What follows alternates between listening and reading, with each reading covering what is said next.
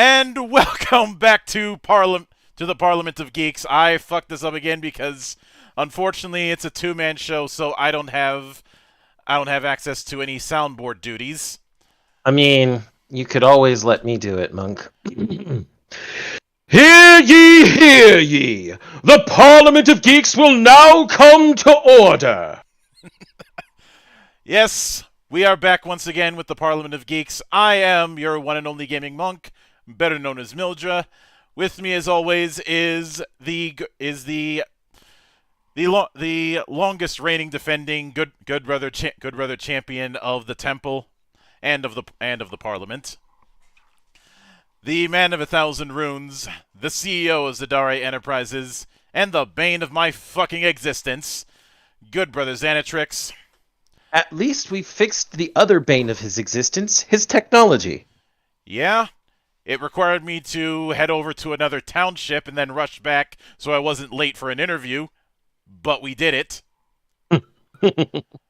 uh, and and a bit of a fun fact, because you may have seen it, but yesterday I had on the developer of the Valor RPG. And it's appropriate given some of their previous work because she was the creator of the Bleach D20 project.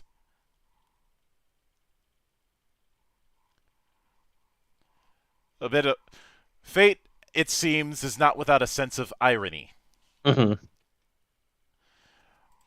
And speaking of that, for the last week or so, my ears have been burning. Only a little bit. Only a little. Certainly keeps things warm because it's starting to get a bit nippy up here. Tidbit nibbly. Yeah, a little bit. Because a lot of people have because of one little comment that I made about non-dystopian cyberpunk, which I will be exploring late with you later this month. Mm-hmm. A bunch of people chimed in to talk about what cyberpunk is supposed to be. Ah, those fateful words. Those fateful, stupid words. And Supposed to be. I would like to clarify a bit of what the method of my madness was. What I've been trying to explore with that and other genres of storytelling is how much of what people think is necessary for a given storytelling genre actually is, and how much is stuff that we've collectively talked ourselves into. To use a comic book example, consider this. After the Adam West Batman, not the Adam West Batman, the Schumacher Batman films came in and stunk up the joint, you started to see a collective hallucination of people acting like Batman was always grim and gritty until Schumacher showed up.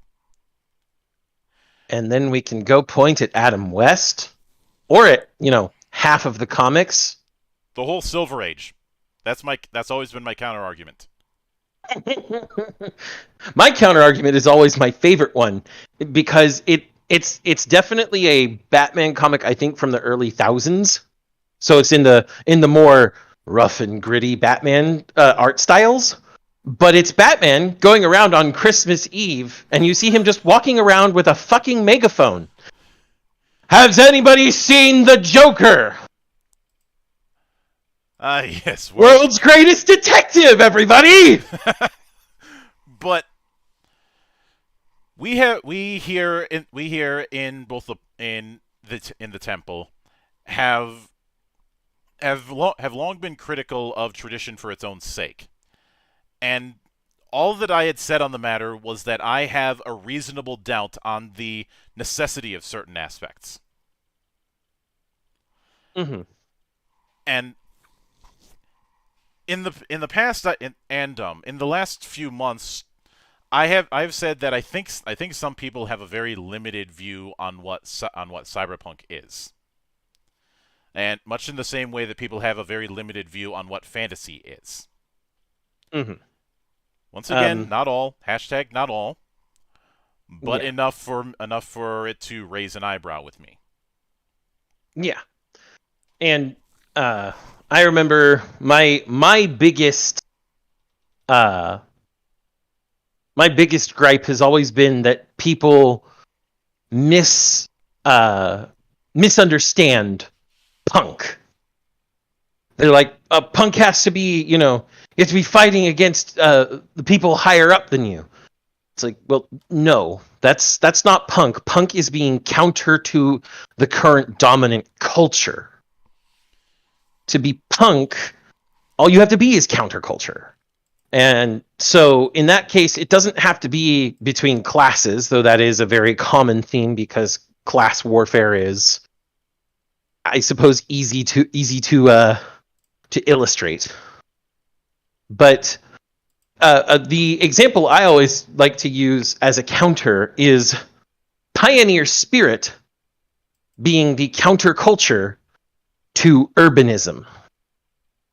There's nothing inherently there about classes facing down each other. There's no need for dystopia, even. Mm-hmm. It's just your counterculture is I need to keep going to see what the new frontier is, though everybody tells me it's unsafe and unnecessary. Which, in some people that may be true, in others not so much. Yeah. And it is possible that you and I will have a better understanding of the concept of the pioneer spirit by virtue of us coming from the U.S.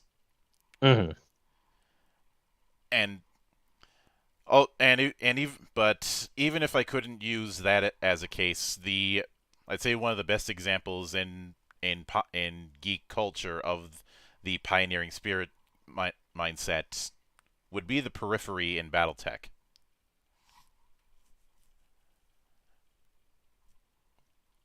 But that's a ground that we've already covered on Geek Watch,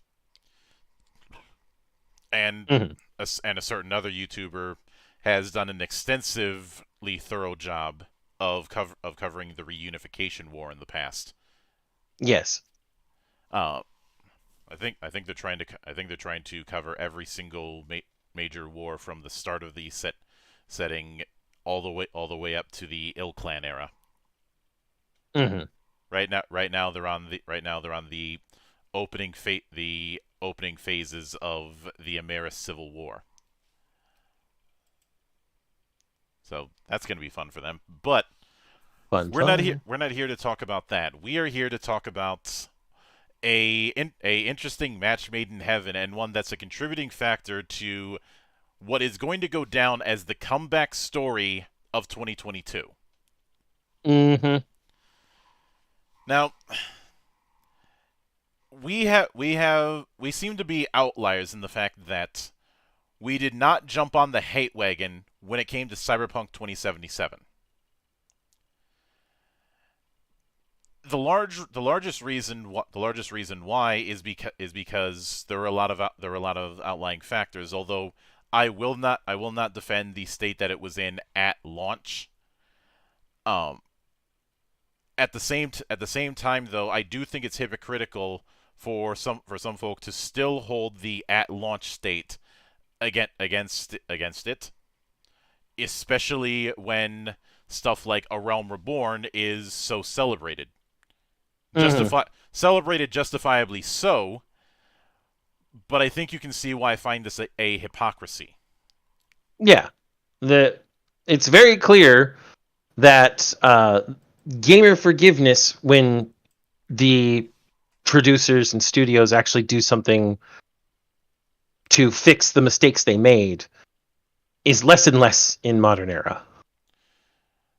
I think a Even lot No of it is. Man's I think sorry. a lot of it is people wanting wanting to chase that high, if you will. Mm-hmm. Uh, I would even say that even No Man's Sky, once it fixed everything a year and a half after its launch, still didn't get as much forgiveness as A Realm Reborn did after the death of 14 1.0.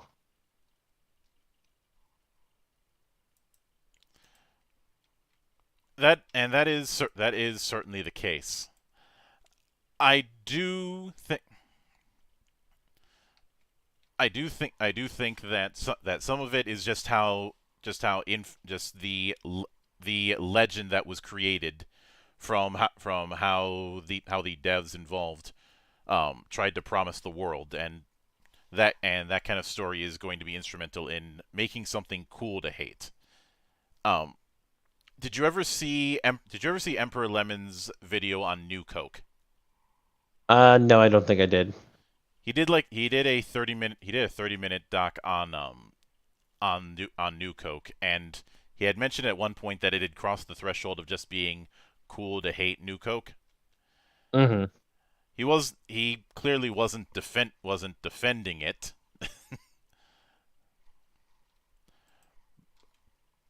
but it was something that he kind of delved into. And what I find in this particular in something like No Man's Sky, it kind of became popular to use as a pejorative for that kind of thing. Hmm. You have a similar issue with Peter Molyneux, although I'd say the difference is that Peter Molyneux never learned from his mistakes. Many, many, many mistakes. Yeah, he still hasn't learned from his mistakes, especially most recently, Goddess. Hmm. But of of course there is a cultural issue of a lot of people not even allowing the idea of a redemption arc. This Hmm. idea of sinners are sinners for life, which I've gone on record as finding morally abhorrent. Yes, I personally, um, I didn't like No Man's Sky when it came out, and I had no plans on getting it even after it had been fixed, just because I wasn't interested. And then some dumbass out there bought me a gift copy for no goddamn reason. I tried it out. I can safely say, yes, they have fixed the problems they had at their launch and even fulfilled some of the uh, promises that they broke. Game's still not for me though. It just bores me. And I will admit That's a different issue though. I will admit that when it comes to that fun to hate thing, I have contributed to that with other games. Hmm. Um, chief among them when I was picking on Fallout 76. I think Fallout 76 is still a broken mess though, isn't it? Slightly fixed, but still broken as hell. Hmm. So I don't think it gets a comeback story. No, in fact, I've gone on record that I think a lot of people used the comeback stories as a get out of jail free card. Hmm. But all that being said, Monk, I think that brings us to our Yeah, our because current subject. this was something that a lot of people scoffed at when it was first announced, and and some of the depending on what side of the aisle you were on. The people who mostly had an anime background, well, they probably only knew about Cyberpunk 2077 and not the legacy that Pondsmith's work has had up until that point. Hmm. Whereas whereas whereas the people who came from the cyberpunk end of things, some of them were aghast about about the inclusion of weeb shit, which which is kind of amusing to me because of the fact that Pondsmith is a massive fucking weeb and has been long before any of us were weebs. Yeah,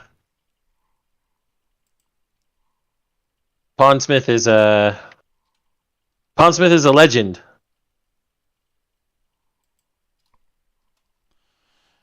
And that's why it's kind of amusing. I mean, did a lot of people in the tabletop end of things just conveniently forget that he had already tackled mecha for quite a while with Mechton Zeta? Hmm. Once again, I feel like everybody has convenient memory loss, Hollywood writer amnesia, if you will.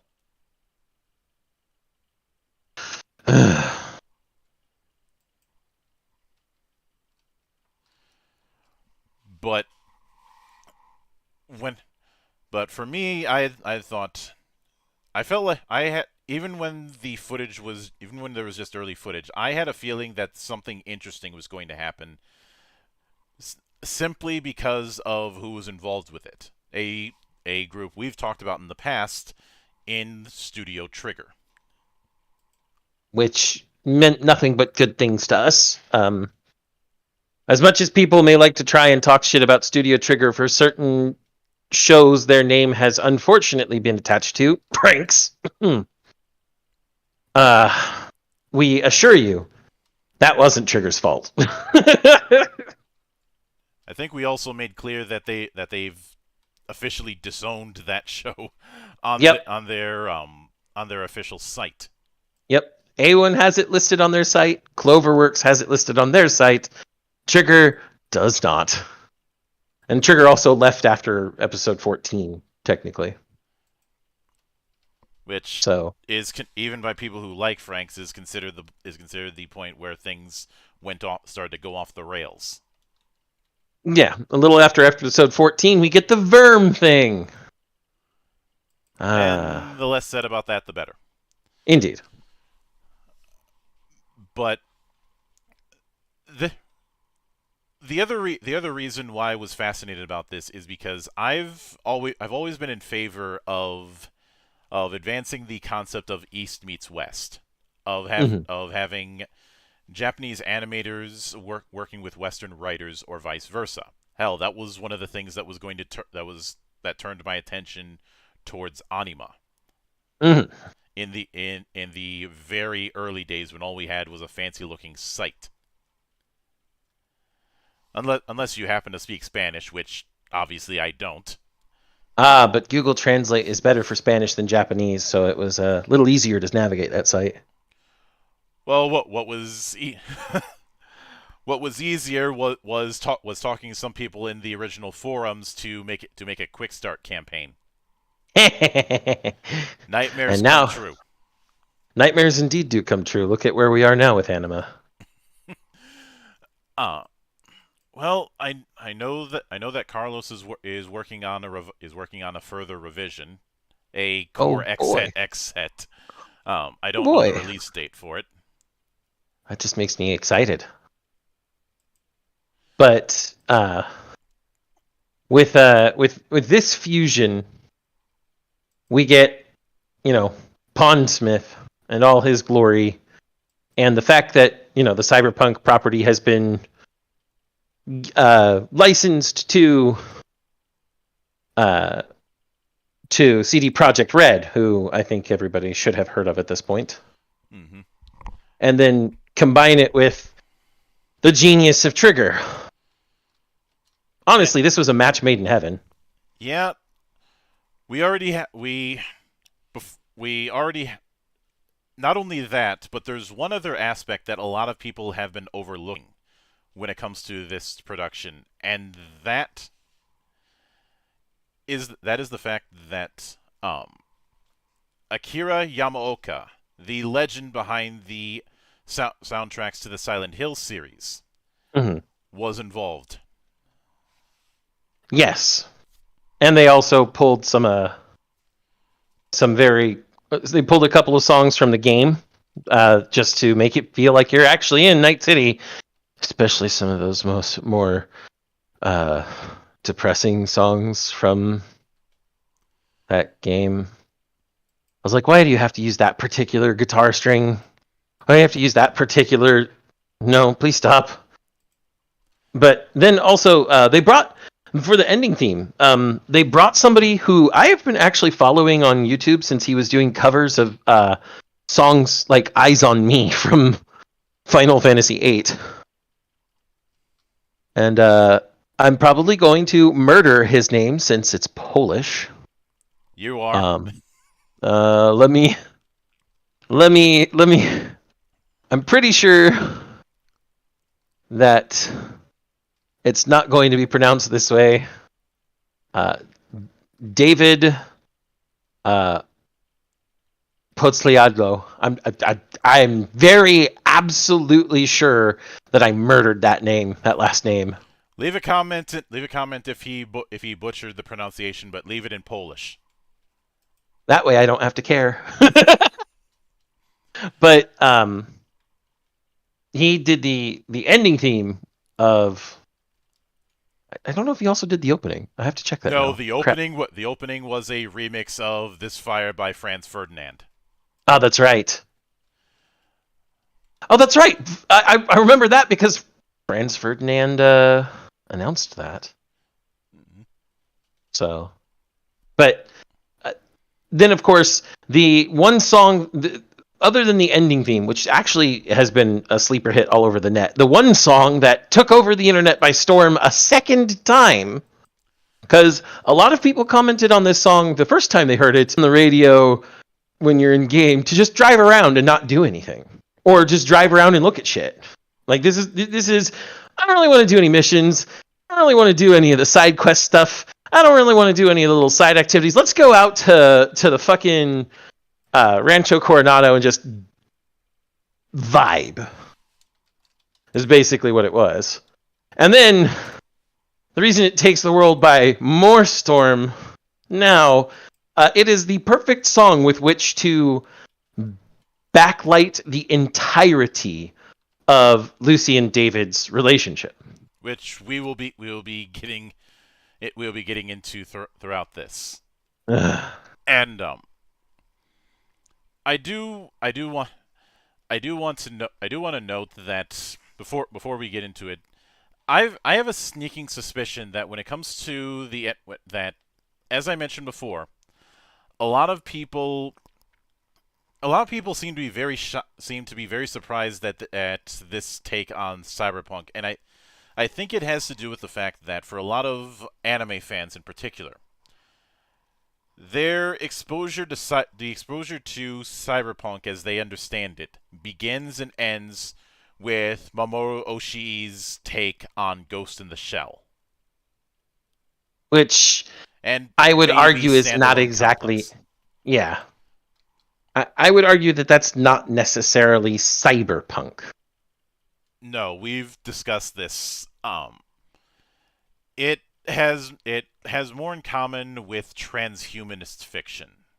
Yes, and while transhumanism can be themed within cyberpunk, and cyberpunk can be themed within transhumanism, the difference is the scope and focus by which theme is being used. Clearly, in a lot of cyberpunk fiction, transhumanism is shown as, especially when we look at how Cyberpunk 2077 and its reveal trailers and everything portray transhumanism. Transhumanism is almost an escape from the crushing oppression of the lives they live. You know, swapping out a piece of your fleshy body to become something else was definitely. It's almost like getting a tattoo, just because you're told never get tattoos when you're young. It's that urge to rebel against the culture's acceptance and swap out the chrome. But even then, the culture has chrome. It's just the higher you go in the culture to the people who actually have culture, the more elegant the chrome gets. Mm-hmm. Whereas in Ghost in the Shell, absolutely, it deals with what does it mean to be human in a world where your entire body can be switched out for one that isn't yours. I mean, that's the entire crux of the original 95 movie. Major Kusanagi struggling with what it means to be a person. Mm-hmm. in a lot of different ways. And so, yeah, a lot of people were probably exposed to the 95 movie and the standalone complex animes. And maybe even some of them were interested enough to go actually read Masamune Shiro's stuff, which is, again, another thing all on its own. All of Ghost in the Shell, people, is really interesting because each different iteration is like the original manga. Shiro is just like, this is Ghost in the Shell, and then other people take a look at it and go, well, this is what Ghost in the Shell could look like, and Shiro's like, oh, that's cool. I don't think Shiro has ever begrudged anybody for the slight ways they shift his original vision around. If anything, I'd say he encourages it. Absolutely. But if that's the only exposure that weebs have had to cyberpunk, we then get to the other side of the coin there, Monk, where the only real exposure that TTRPG players have had for cyberpunk are likely Pondsmith's work and Shadowrun. Mm-hmm. And I've gone on record as saying that I don't want that to be the default, which is why I've promoted stuff like Vault and New Edo. Mm-hmm. Absolutely. And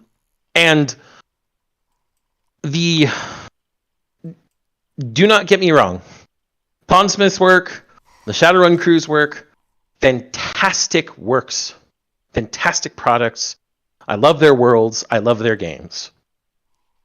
But I do believe that because these two hit the scene and hit the ground running so early on, especially when Cyberpunk, especially, and punk in general, was just having a heyday, it centralized that dystopian struggle a little much, especially with Pondsmith's work. Shadowrun, you can argue that the runners are a little more integrated into society than most Edgerunners in Cyberpunk. Mm-hmm. And that's something we'll get into further detail likely later this month. Mm-hmm. But I did want to bring that up just to illustrate that a lot of people think they know certain genres, when in reality they know significantly less than what they think they know. A little bit of the Dunning-Kruger effect. Mm-hmm. I could go into why this is why I never refer to myself as an expert, but that's a whole other can of worms. I know enough to know I don't know enough. Mm-hmm. That's the best I can say, guys. I know enough to know I don't know. But which is the beginning of wisdom, according to numerous esoteric themes. Now, I will note that we didn't have too much issue when it came to translation, and especially when it came to voice acting. The only thing that was a little bit that is going to be a little divisive when it comes to the voice direction is in the English dub. They slide in some references to slang terms that are used within the Night City setting. They actually slide in a lot, to be honest, Monk. A lot. And I think so. While I'm perfectly fine with it, I can see this as a divisive thing because some people might get thrown for a loop for it. Yeah. And this difference is even in the Japanese dub, because the Japanese dub still uses the English subtitles for things like the phone call screens. So you get a nice juxtaposition of hearing just some normal Japanese with a little bit of Japanese slang thrown in, and then looking at the little phone call screens and seeing Choom and Chew and Eddies, and you're like, yeah, I almost forgot I was in Cyberpunk's Night City. And I've seen some back and forth about whether or not those terms should have been used. I think it's fine. It's part of the setting. Yeah. It might throw some people off, but I don't think it's indecipherable. Yeah, that's like saying that you shouldn't throw in a slang that's been established in other settings. you actually detract from the setting at that point. Or just slang or vernacular from a particular place in the real world. Yeah, I mean, I'm sure I'm sure that if someone was making a Victorian era fiction in Victorian England, they would use Victorian era slang and Victorian era vernacular because that's what would be appropriate. It sounds a little rough when you hear it because it is designed to be rough. Mike Pondsmith even has said some things about how it's about how it works. I don't remember exactly, so I'm not going to try and paraphrase because, I wouldn't want to say something and then be called a liar. Mm-hmm. But it's also just like how Mike Pondsmith explained about cyberpsychosis on Reddit a while back. And the other thing is, both the dubs are fine. I actually went through the anime twice. If you can tell. I can't tell. No one can. But the English voice actors did a really good job. I preferred the Japanese voice actors for the emotive portions of the voice. Plus, due to all the stuff I do with Japanese dubbing going on in the first place, I'm really starting to pick up general vernacular, and it's really disconcerting when I recognize whole sentences. And also slightly exciting, but I just liked the voice actors better from the Japanese version, I guess is the best way to put it. And before any of you out there say weeb, my answer is, so what?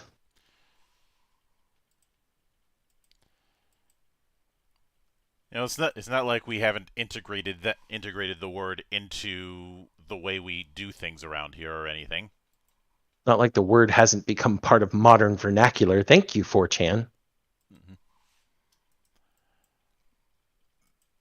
But and hell, we in the the military vehicle community, we already have variants. Mm-hmm. Fucking Tiabus.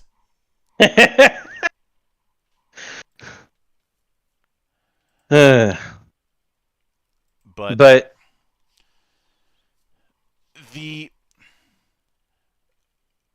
when it came to the experience, the first obviously they decided to do a en medias res of somebody getting into a massive shootout with the Night City Police. Yep, some guy who is clearly chromed up to the gills. He had cyber eyes, looked like his body was mostly cybernetic, and he was just fucking going for it. To the point where they have to call in Max Tac, which is the equivalent of calling in a SWAT team. I think Max Tac is more than a SWAT team, Monk. Mm-hmm. If I remember correctly in the lore, Max Tac themselves are also cyber psychos that are just under control of Night City.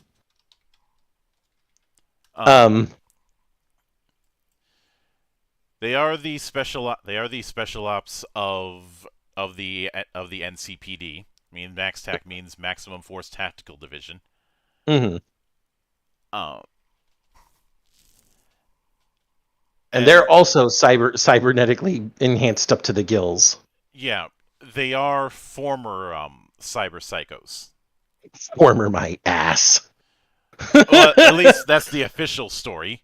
But you know how it is with the official story. Yeah, Arasaka's always got their finger on the pulse, and they're always changing it to fit their whims. Mm-hmm. But right as Max Tac charges up one of the more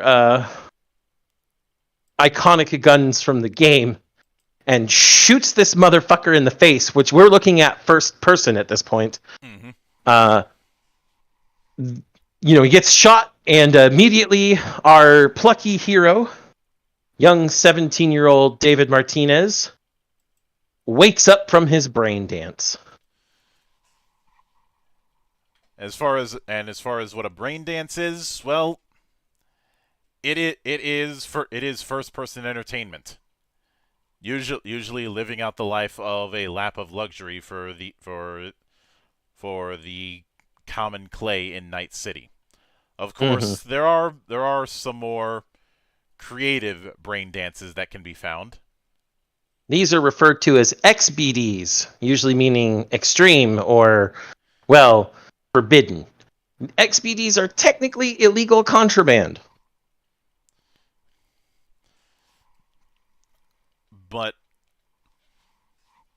this the David Martinez, we get a bit of what his daily life looks like, and the fact that he attends Arasaka Academy.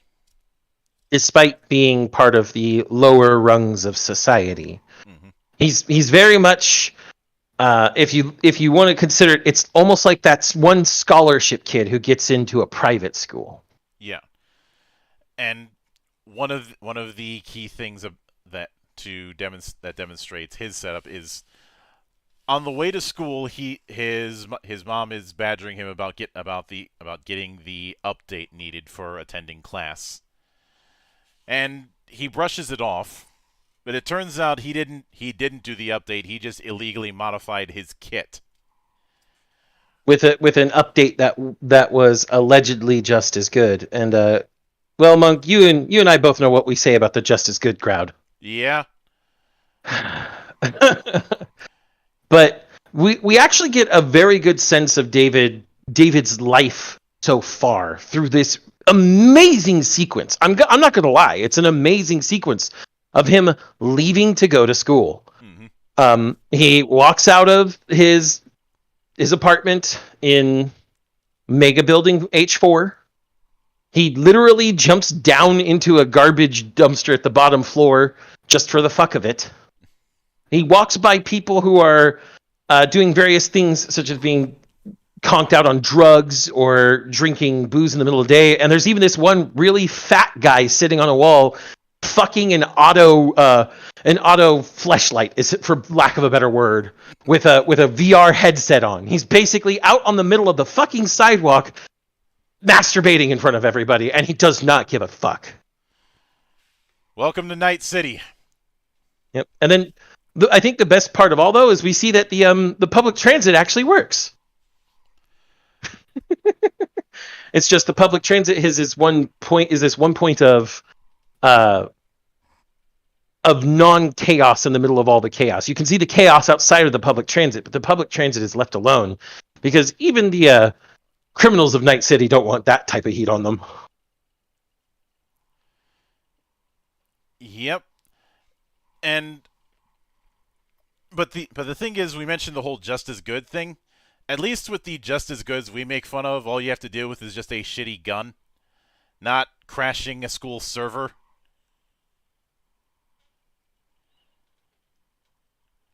Yeah, David's old-fashioned brain dance wreath. They're called wreaths. They go around the head and in front of the eyes and interact with the brain using hypnotic patterns in the lights on the eyes and then plugging in through the ports on the neck as well. Mm-hmm. Attempts to join class, and because he didn't have the right update, and because his update was a shoddy fuck up, he crashes the virtual teacher and the virtual classroom, which does result in an argument with the principal and his mother agreeing to pay for the damages, as well as one there was one other student who was acting like a complete shit. Aiden Tanaka, I think his name was, because he's a rich boy whose dad is a corpo manager.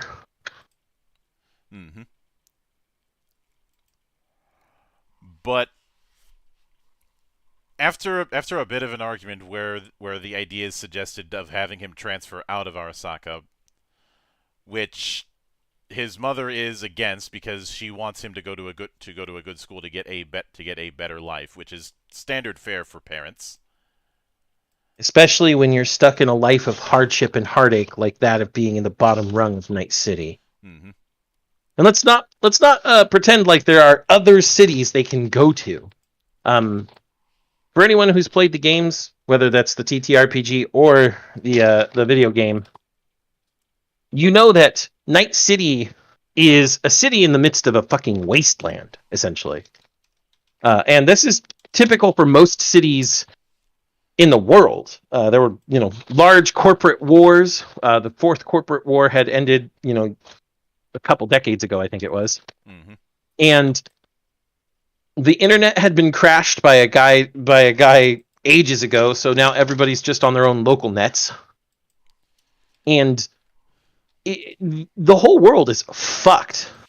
Like, everything is being modernized and given higher and higher technology in order to make food and all the other necessities of life. But if you're not around one of these cities and at least trying to make your way up in the corporate world, you're subsisting. You are barely making ends meet. And if you're outside in the wastes, you're basically at that point part of the nomad clans.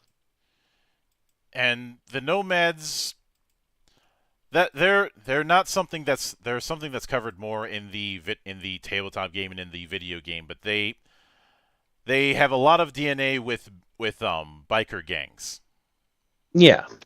And just like people subsist inside society, inside places like Night City, the nomads subsist. They might subsist a little better than most, but it's still a subsistence living of survival. There's no comfort. The only comfort goes to those who are rich. And of course, that argument, the argument that David and his mother were having, ends up taking a turn for the wrong place, wrong time, because they end up in because one of the cars on the road happens to be a corpo car that gets ambushed by some folks from the animals. The animals are a gang. They're one of the gang that believes more in not chroming up as much as possible. In a stark contrast to the Maelstrom, who are basically chaos tech priests. Mm-hmm. Without the priest part, but still. Some of them treat it like a religion. And the animals shoot through their car to try and hit the corpo on the other side, which fucks up the car royal, but doesn't hit them because they both duck. But then the other cars crash around and cause them to crash. And David and his mom are basically ignored by trauma team when they show up because they don't have a policy. Which, as somebody who's worked in insurance, yep, that checks out. Mm-hmm. David is able to get access to his mother's savings to pay for the medical costs, and discovers something that she didn't tell him about. Yep, he finds a military grade implant hidden in his mother's jacket, called a Sandevistan. And as for what the Sandevistan actually does, if we look at the Cyberpunk wiki, it's an implant that causes the user's perception of time to slow down and their own neural activity to speed up. You could basically think of it as turning on the speed force almost. Mm-hmm. And I gotta say, the effect that they went for doing the Sandevistan was fucking cool. How a multicolored trail of bodies of doubles is left behind the user. It's a very good method of signposting. Mm-hmm.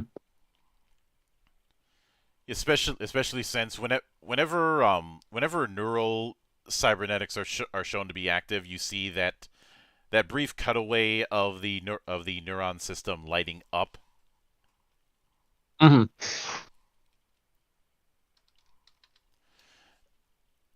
But But of course, just to make a bad day worse, um, one you have Katsuo deciding to pretend to be Kenshiro, And and beating the shit out of him mhm, and using using an OS that helps him with his martial arts and what is essentially cybernetic implants on his hands and arms. mhm. Two, Gloria's condition had worsened. Like it's implied that it's from overwork. That she Wi- because she was taking more shifts than she could have just to keep David in the academy. Mhm.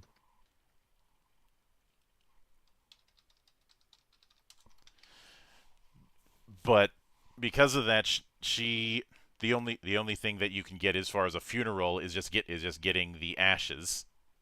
And it's the ashes basically come out of the vending machine. Hmm. And because of how much that cost, he's completely broke and he's in debt. He was even locked out of the apartment. So he's like, "Fuck it, I'm going to Doc, who is a Ripper Doc. Not the most creative name for a Ripper Doc, if you ask me."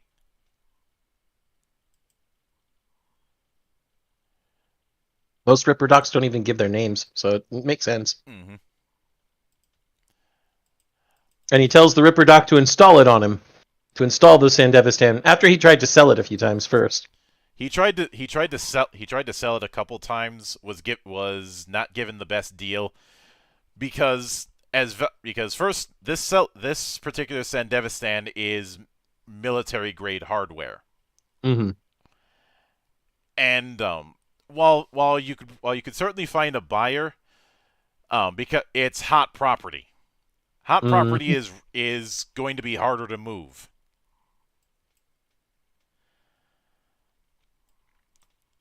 So his solution instead is to install it on himself, and even and he that's how they ended the first episode, and shortly after that, Doc is like, "You cannot fucking handle this. This is some hardcore shit." Mm-hmm. And they strike up a deal. And the deal is, I'll install it on you for free. But when you fucking gonk out because of it, I get it for free. Hmm. And he did, which the installation was a success, although not although make sure you have something to bite down on because your Ripper docs don't really deal in anesthetic. Mm-hmm. In fact, I think he passed out from the pain of getting the thing installed. Yep. But one of my favorite scenes happens shortly after of him coming back into school with a with a I am completely out of fucks to give. And blood coming off of his spine since he had just recently got it installed. Hmm. You can see the blood coming through not only his shirt, but his mother's jacket, which is what he's wearing now. Hmm. But he Katsuo tries to do the same stunt that he did last time, and this is where you see David utilizing the implant known as the Sendevistan for the first time, and it's like you are so damn slow. He just casually walks around him and socks him. And then when it goes back to real time, it shows it was very quick to go around. And when he punched him so hard, the guy flew into and cracked the wall. Hmm. Katsuo tries to do the whole if you do this you're gonna be expelled, and he's like, fuck it. Again, Mm-hmm. no fucks given. Um, but after that, and after having not much of a direction, he ends up meeting Lucy. No Beatles jokes, please. I've heard them all.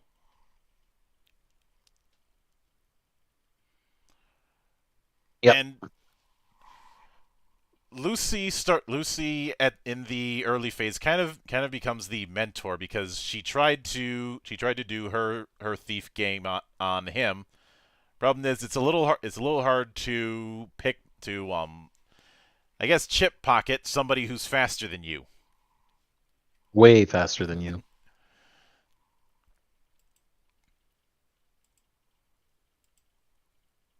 And the two of them decide to have a working relationship.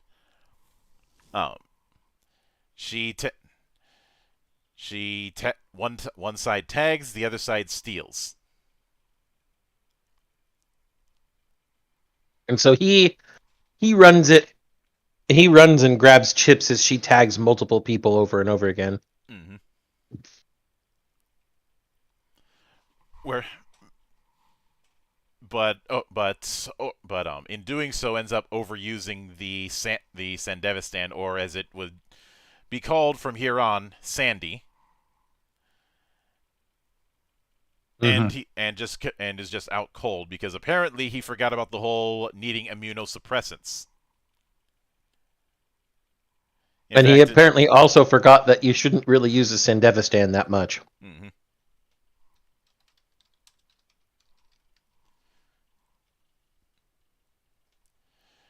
You definitely should not.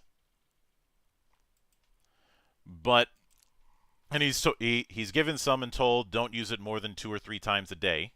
Although he is more tolerant than you would expect.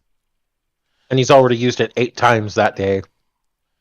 Um, and in the aftermath, we do get some of the first clues about Lucy and her dream to head to the moon.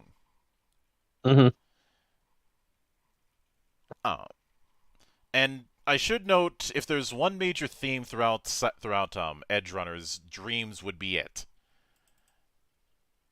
And we have what seem to be a nice moment. They're both in a brain dance of being on the moon. Yep. Right up until it's revealed that this was a ploy so that she could sell him off to a gang of Edgerunners. That she's a part of. Mm-hmm. The leader of which, Maine, is a big motherfucker.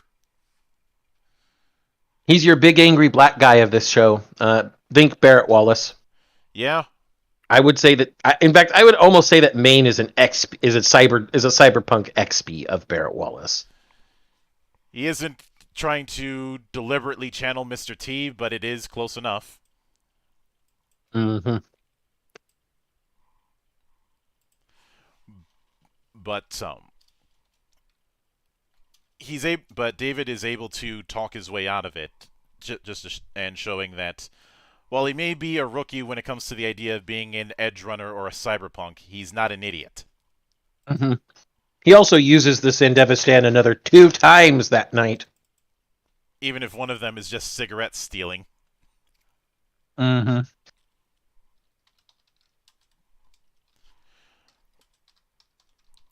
But in the but in the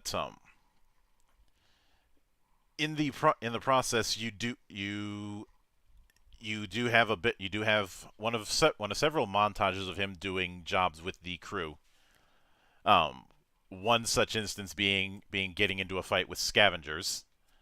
Another being a rescue job when dealing with the maelstrom, and of course good old pickpocketing.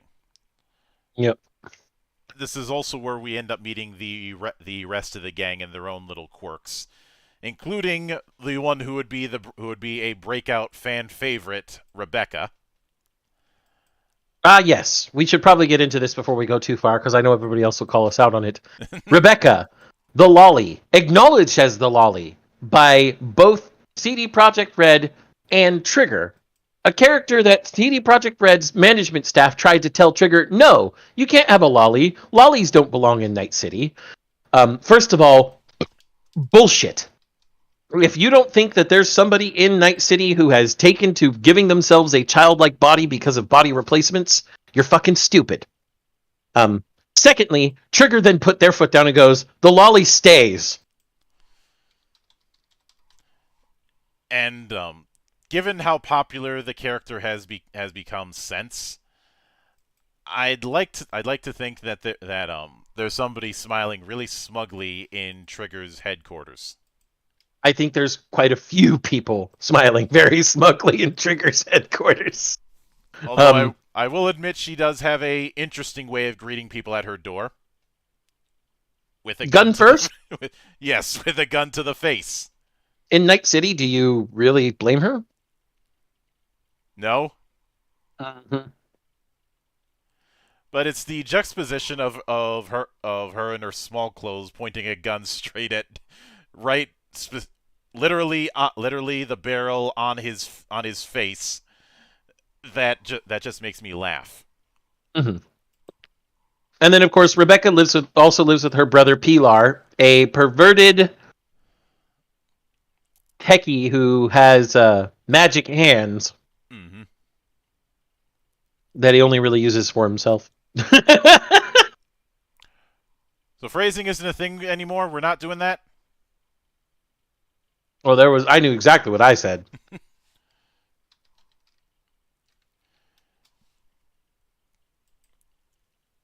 But we also get some further introductions to the other netrunner within the group, Kiwi, and Main's second in command and also main squeeze, Dorio. And for those not in the know, a netrunner is basically a hacker. Mm-hmm. There are people who specialize in hacking. Mm-hmm. I mean, everybody can hack on one level or another, because especially given the localized design of the net in the world of post data crash. Mm-hmm.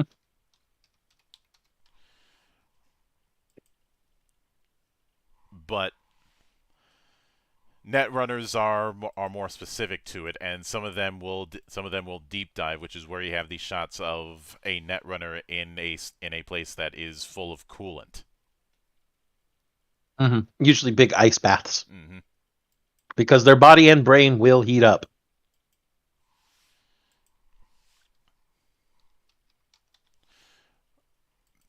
But in the interim with that, there a lot of this is just exploring the gang and David kind of getting integrated into the Edgerunner culture that he's found himself in.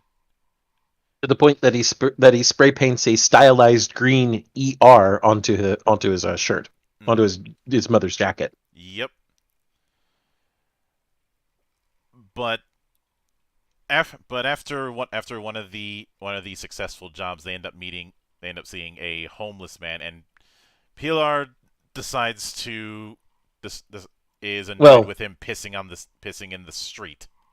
Yeah, the guy's standing on top of a small building, pissing into a barrel, and Pilar's like, "Dude, you're too fucking loud. Stop pissing!" And walks right next to the dude, sees that he's got this cool cyberware arm that this guy then transforms into a shotgun or something, and off goes Pilar's head. Yeah, and this is where we see our first instance of something that's going to become a bigger theme throughout: cyberpsychosis. We saw it with the brain dance at the very beginning, and now we're seeing more of it, and this time in real life.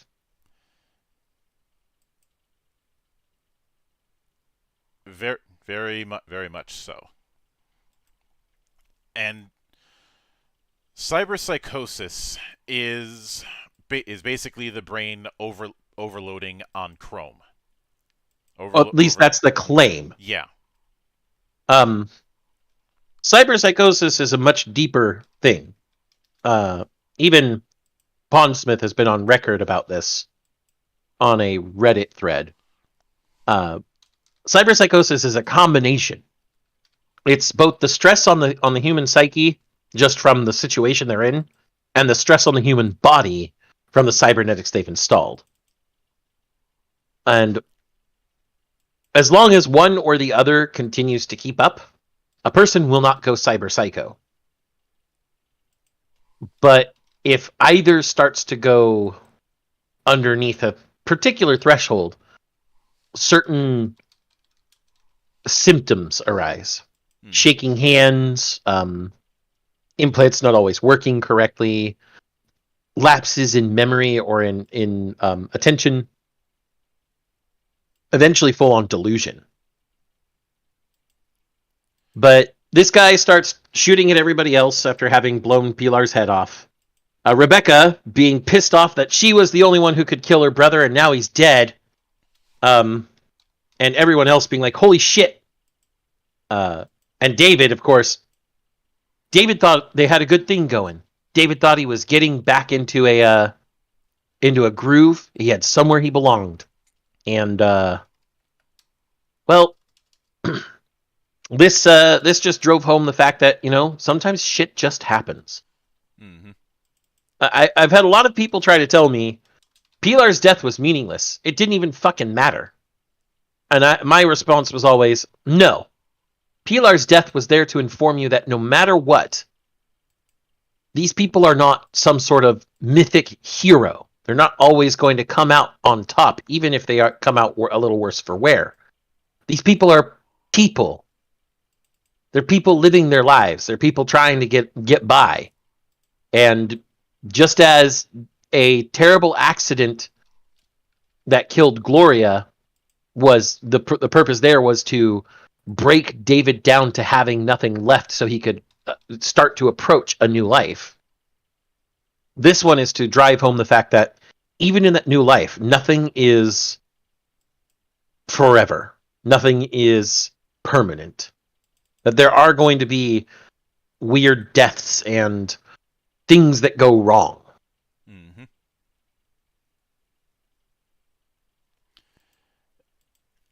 And when it comes to the thing that I find interesting about that episode is pulling a hole, seeing the climax of it before you see the events leading up to it. Mm-hmm. Because especially since you don't realize what you're seeing on that front until it's too late. Yeah. But David freezes up, which causes Maine to have to save him, and everybody's trying to attack this guy, but because he's a cyber psycho, first of all, hacking attacks aren't really getting through, and because he's got military-grade hardware in his arm, attacking him is not doing as well as it should.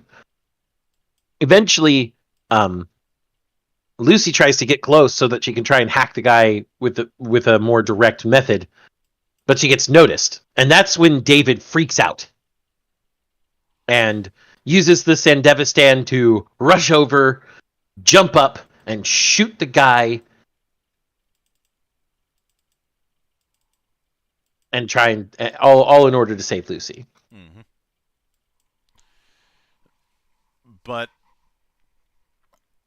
eventually, shortly. Even with that, it does end up bringing a lot of the crews closer together, and especially the relationship between David and Lucy. Mm-hmm. And it turns out that the dream to go to the moon wasn't a ploy. She actually does want to go to the moon. Yeah. And David promises to take her there. Which, again, this is foreshadowing what will be kind of a central theme. Mm-hmm. There's a reason why Alexander's video on this anime said Cyberpunk Edgerunners dares to dream. Yeah. But shortly afterwards we have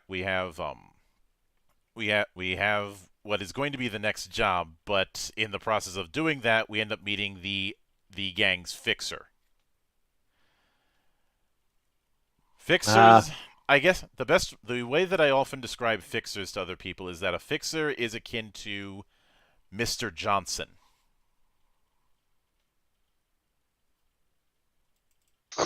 If you want, if you want to know what a fixer is, think an intermediate who gets you contracts, Mm-hmm. usually with the other corps. Usually. But this particular fixer is has a very interesting way of chroming himself up with the asymmetric eyes. I kind of wonder what that particular implant did for him. Maybe he just got it for aesthetics. I think it probably was aesthetics.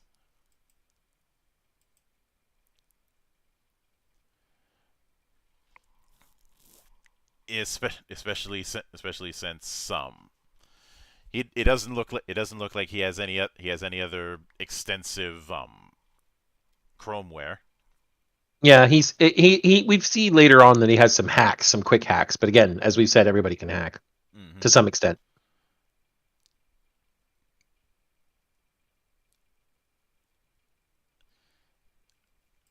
And I'm trying to see who and I'm trying to and what they I will admit they chose possibly the best person to voice him, Mm-hmm. Giancarlo Esposito, Mm-hmm. who I'd say these days is the king of the intimidating professional villain kind of character. Yeah.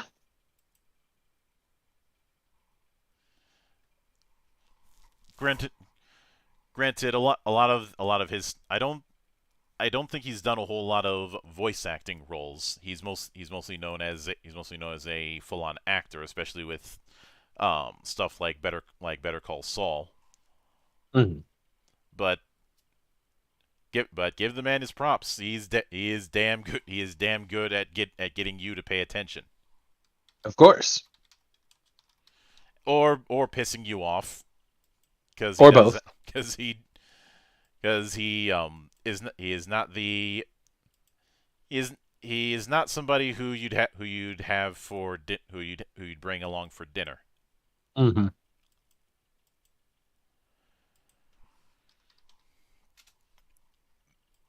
But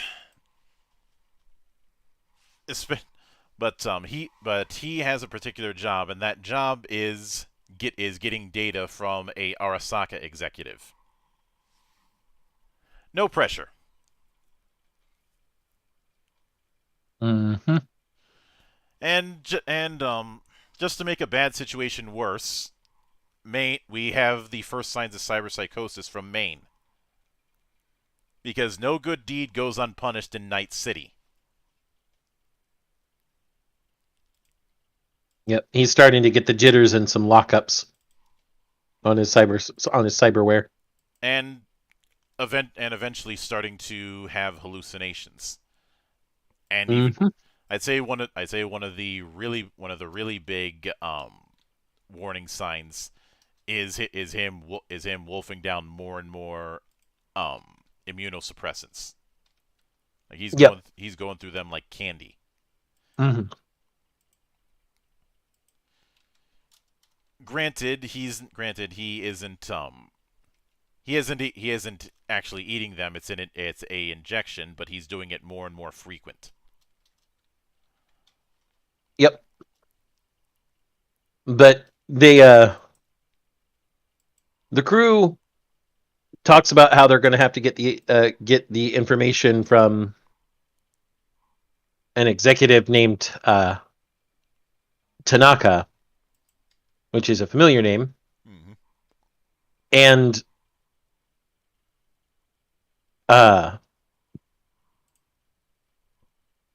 David he remembers that he was pushing XBDs for Tanaka's kid Katsuo. That's part of what he was doing Mm-hmm. technically, and also that the XBDs were made by a famous brain dance artist named I believe is Jimmy Kurosaki. Yep. Yep. Who earlier he was a fan until he realized exactly what he was dealing with. Hmm. Namely, the fact that Jimmy is a bit screwed in the head. Yeah, but the crew realizes that Tanaka goes to see Kurosaki for personal tuning on some BDs and does it without a bodyguard. Hmm.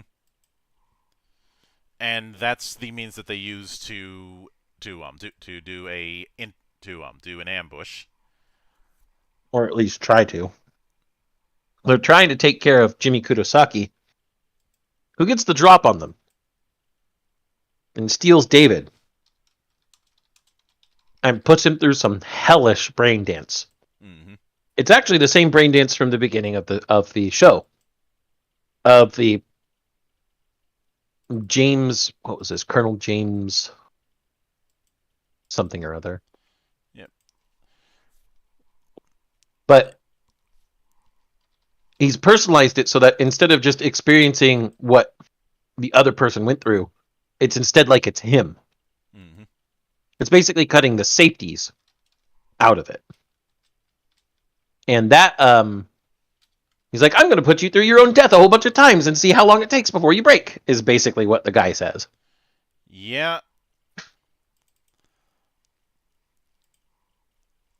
And while there is a bit of breaking out of Tanaka recognizes David and tries to make a bit of a deal with him to try and get him to um try and get him to abandon the crew and go with him, giving the I whole think you're throw.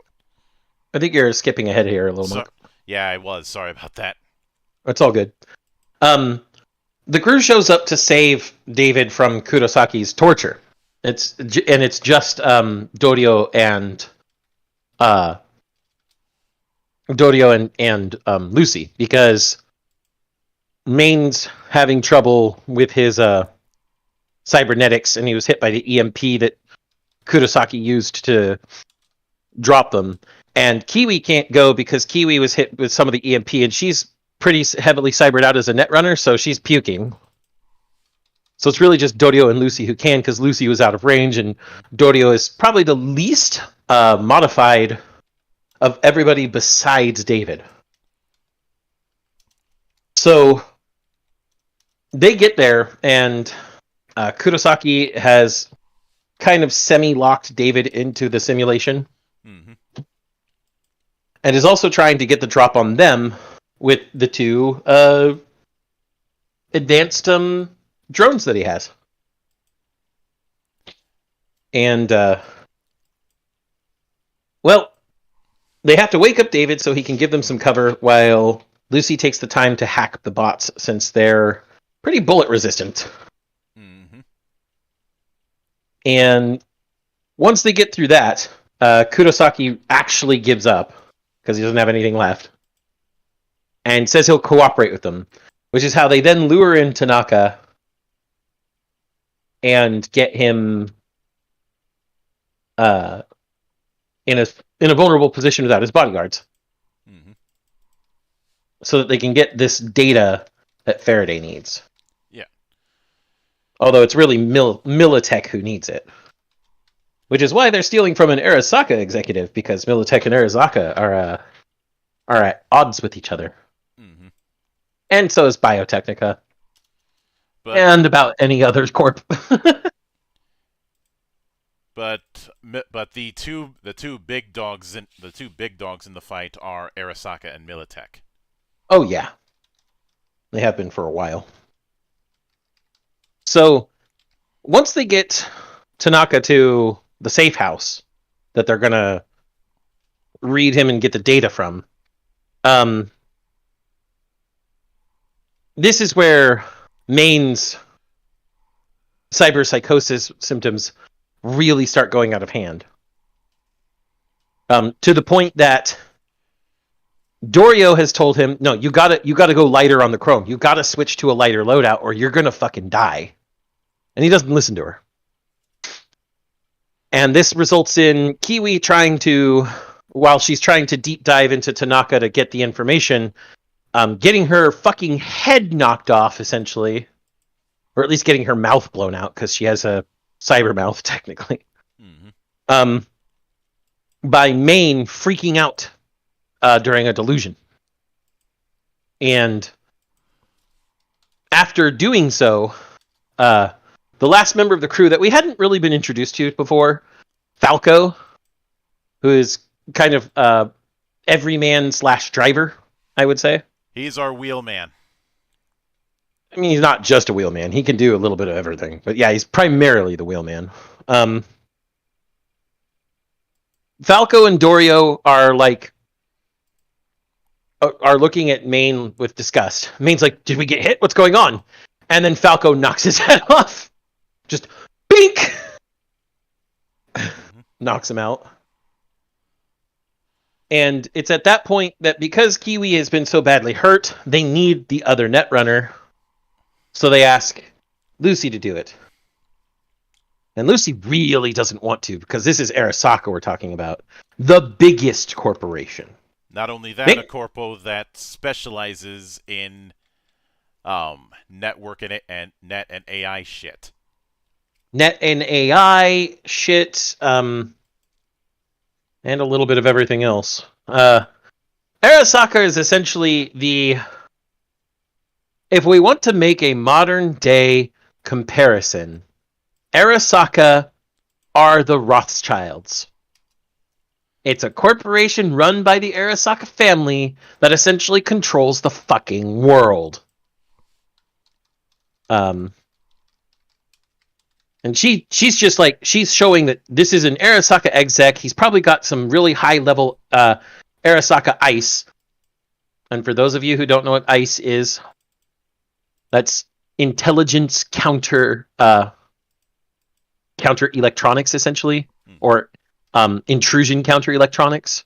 Yep, it's an actual real life term. It's I'm not sure if it's a. Let me see here.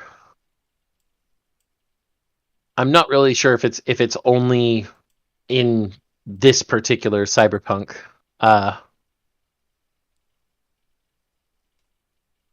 But there's multiple things that it can mean. And in this case, ice is they don't go into the levels of ice here, but there's ice and black ice. Mm-hmm. In a lot of different settings, including Cyberpunk and Shadowrun. And it's essentially saying these are the defenses, the network defenses inside a person or a server. And so she's like, Arasaka level ice, and then she's arguing back and forth that she doesn't want to do it, and David's all like, hey, if you don't want to do it, let's just go. And they go outside, and she looks him in the eyes and says, I need you to tell me that you believe in me and that I can do this. He's like, but you don't want to do this. She's like, I don't care. You need to tell me that, which is really weird. I'm going to be honest. It is one of the roadblocks in terms of how it comes across in that moment. But it makes sense later. Mm-hmm.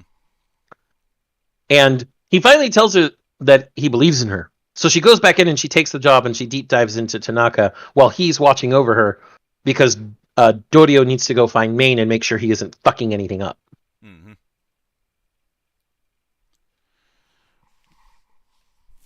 But unfortunately, things get much worse, because Lucy goes into his mind, and this is where I mentioned the whole begging of David. Mm-hmm. But just as that's going on, Tanaka's neural implant shorted out. Mm-hmm. She's going in to get the data, and then he starts waking up, and his neural implant starts overheating. This is where the bagging, like I said, the bagging thing happens, and then the short occurs, and just as the short occurs, the jammer goes down that they have around the place. Mm-hmm. So his platinum level VIP trauma team service notification goes out.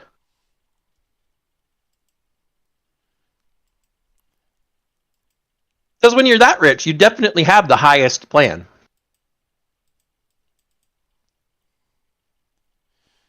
And, well, remember, this is Night City. Things can always get worse. Mm-hmm. They take the time to revive Tanaka because they need that info. And Lucy freaks out. She's like, but there's nothing in there. Which doesn't seem true, but is probably the case. And they try to start getting out, but at this point, Maine's cyberpsychosis is really starting to act up. And because it's starting to act up, David and Lucy get out and get to the escape vehicle, while Dorio and Maine are getting Tanaka. And he literally chains Tanaka to the front of his body like a like a fucking bulletproof vest, because nobody's going to shoot the guy. Because Trauma Team showed up with NCPD in tow. Mm-hmm. But because Maine starts having more delusions, Dorio has to snap him out of it. And when she does, well, she takes a bullet to the back of the head. And it's at that point that Maine snaps. He tears Tanaka off his chest and splats him across the floor and wall. So Tanaka is super dead.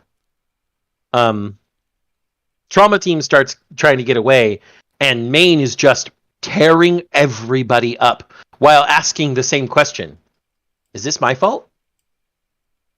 Like, he legitimately asks that question like 4 times.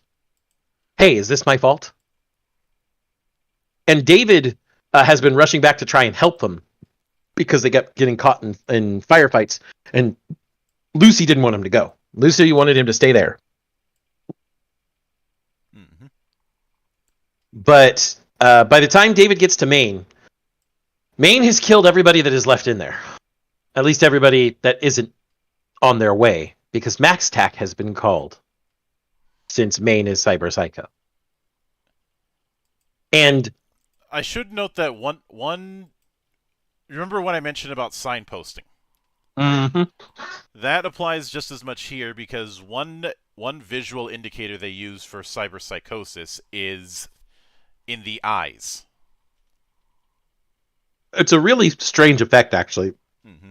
It looks like the eye is projecting a flat version of itself out and jittering all about like a jitter on a screen. It's not physical, it's not real, but it's a signposted indication that these people are having issues. Mm-hmm. Maine is actually very calm when David approaches, and his eyes aren't jittering anymore, but he's fully stuck in a delusion. At the beginning of the episode, we had a flashback of Maine back when he wasn't all chromed up, running along a stretch of highway out in the desert. Mm-hmm. And he keeps returning to this scene as part of his delusions. And Maine has stopped after killing everybody. And we see him in the desert when David pops up, throwing branches, or what look like branches, into a pyre for Dorio. But when we see things from David's perspective, there are a bunch of explosive canisters. Like a bunch of explosive canisters. Enough to level a block. Yeah, there had to be at least 50 there. And David's like, I came to help you. And Maine is calmer than he's ever been. He's like, no, this is the end of the line for me, kid. I'm done. I got nothing left. But you're good at running. So do what you do best and run. And Max Tack starts coming in. David points the sidearm that Maine gave him so long ago as backup to his Sandevistan. He's like, I'm not afraid of you, Max Tack, even though his hands are shaking like fucking crazy. And at that point, Maine puts his hand over the gun and says, go. Takes the pistol from David, points it at the pyre, or in this case, the explosive bottles, and shoots it. Mm-hmm. And David activates his Sandevistan in reflex, obviously, just as Max Tack is coming through the doors. And we get just in episode 6 alone, we have two of the most heart-wrenching shots of David. This is the first one. He's gone into Sandevistan. You can see the little trails of multicolored David. Mm-hmm. But his face is distorting. His mouth is wide open. He's trying to scream in the anguish, and he can't. And then we have it cut to Lucy in the car. She's freaking out because David hasn't come back yet, and she heard the explosion. And she assumes he's dead. She's also been trying to call him ever since he left, and he's been ignoring it. Mm-hmm. And by the time he gets back to the car, he gets in there. She sees he's there. He's come away with just one thing to remember Maine by, and that's the arm that he's always liked of Maine's. One of Maine's giant cyber gorilla arms that also has a projectile launch system concealed in it. And he's curled around it like it's very important to him. And as they're driving away and the sun comes up, you get this shot of David's face. An almost soulless look. Mm-hmm. And that's the end of episode 6. And these two shots are so close to each other too, but they're so different. And each time it just punches you right in the mouth. Mm-hmm.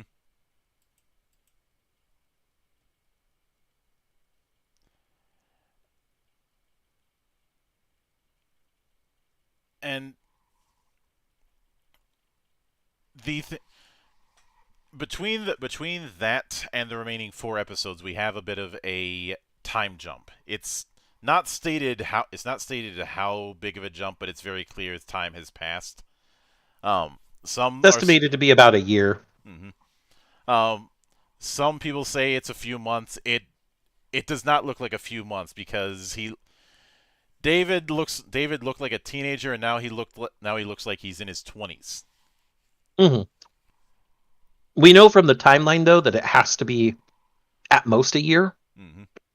because he dies in 2076, and he's introduced in 2076. So at most it can be a year that hasn't gone, all the way over. Because he dies just before the beginning of the actual game. Mm-hmm.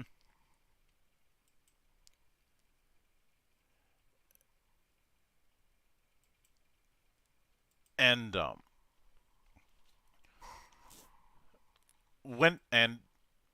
in the aftermath of that, he's basically taken what was left of the old gang and became the leader, and apparently made a bit of a name for himself.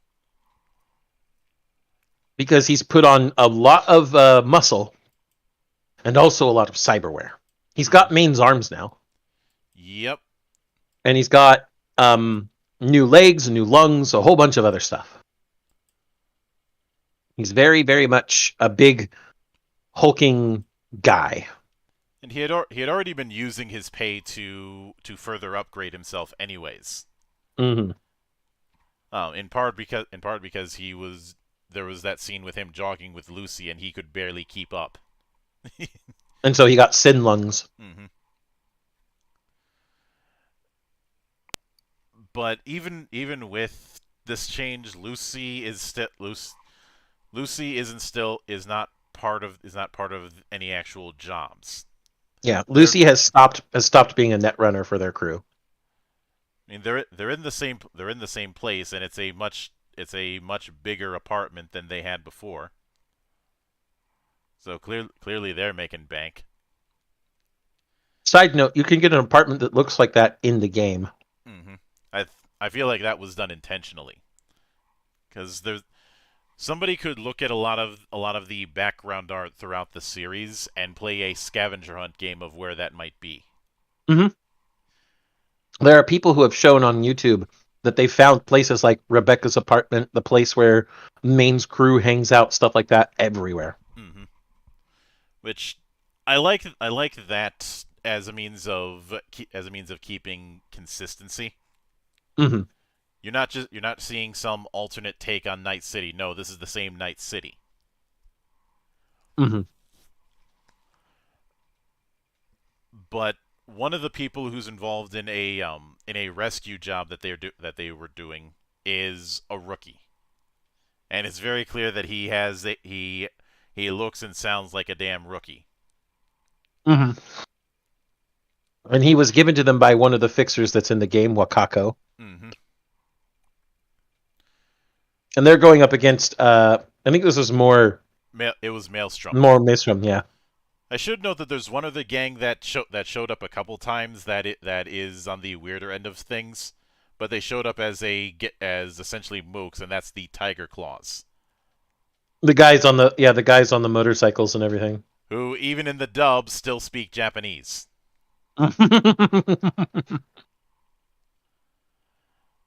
But then again, from what I recall, the Tiger Claws aren't they a bunch of fucking weebs anyways? Yeah, they're a giant weeb biker gang. Mm-hmm. They try to be Yakuza, but they aren't actually Yakuza. Well, since they're a biker gang, wouldn't they want to try and be Bosuzoku? Mm, they're kind of a mix between the two Mm-hmm. because they try to do the whole tattoo thing and all the what would it call the trappings of the Yakuza, but they still act mostly like bikers. Mm-hmm. And I should note, Porkchop stated in the comments, David's story goes on during V's introduction for any of their starts, and yeah, the Tiger Claws are a poser gang. Mm-hmm. Um, as an aside, some people have speculated that Rebecca either is or was a former member of Mox. Yeah, there's a speculation to that because of some of the attitudes and some of the tattoos. Mm-hmm. Is Claws aren't just Arasaka backed. They are run by a fixer. Wakako is the leader of the Tiger Claws, technically. Mm-hmm. But Faraday ends up approaching David about a job, and you could see the vicious cycle happening once again because of what happened last time. This is the benefit of there only being so many episodes, because if this was like a 26 episode series and David showed up after more time had passed, it wouldn't have had the same impact. It would have had an impact, but not the same. I think that's pretty true. The big thing I think here, though, is that what should be stressed is that, unlike Maine, at this point, David has had 0 symptoms of cyberpsychosis. Mm-hmm. It's very clear that his body's tolerance for chrome is very high, as was seen from the Sandevistan before the time skip. But it's also clear that even though he lost people, again, he hasn't lost hope. And so his mental fortitude is very high as well. In that respect, David is very, very, very, he has a very high tolerance to cyberpsychosis because of all of these things. Mm-hmm. Even remarking that he feels he's Special. Yeah. Yep, that he's built different and that he's special. Mm-hmm. Which I am actually going to agree with. He is built different. He is actually quite special. Certainly not to the same effect as, the main character of a video game you'll play, such as Lee in the actual 2077 game. Mm-hmm. But he is absolutely very special. Yeah. He's managed to keep his head up in a world that wants to stomp him down. I don't think it's so much the pyramids of Giza, actually, Porkchop, and we get to that with the next episode. At the beginning of this episode, we see two researchers talking to each other. And one of them leaves to go get a sample the other one needs before she has to leave early so that she can get home and congratulate her kid on getting into Arasaka Academy. Mm-hmm. And when she comes back, David's there. And he has just blown the head off the first researcher, which is part of the thing Faraday got him to. And the big deal there is that this other researcher, complete innocent person, and he has to kill her too because she's a witness. But he hesitates for a second, and there's a flash of his mom, and then he shoots her.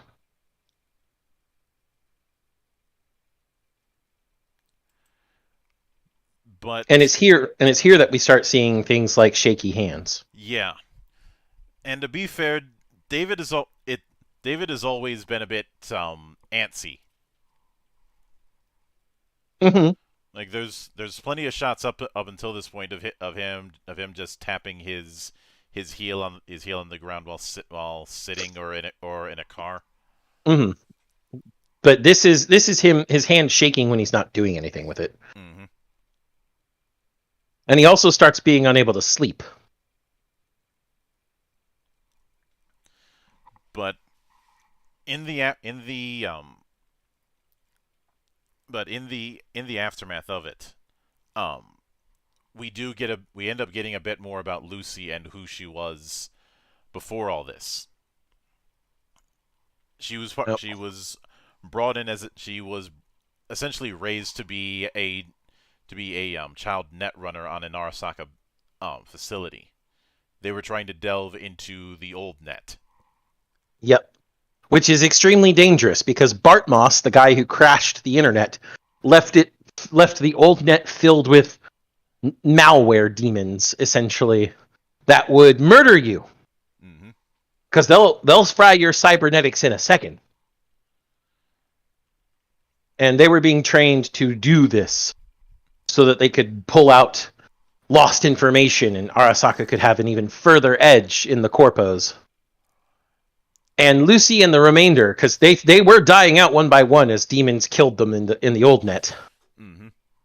Lucy and the remaining kids eventually staged an escape, because there's no way anybody's going to be able to hack better than them now that they've been trained to hack so well.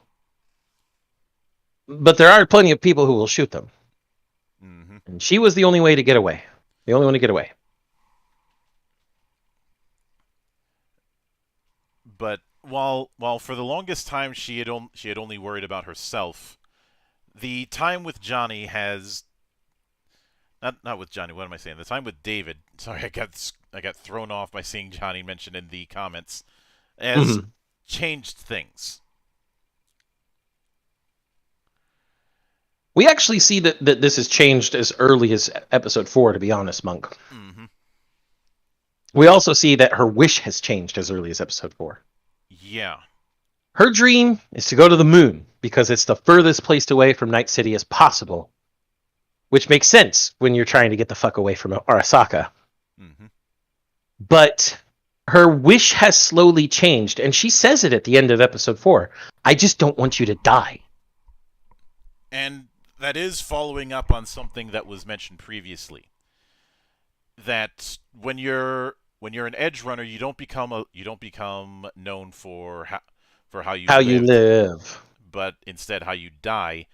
And I usually don't use my space to call out other critics, but this is one of those cases where I have to make an exception because there was one Anituber who took the most black-pilled interpretation that you possibly could of this and Night City as a whole.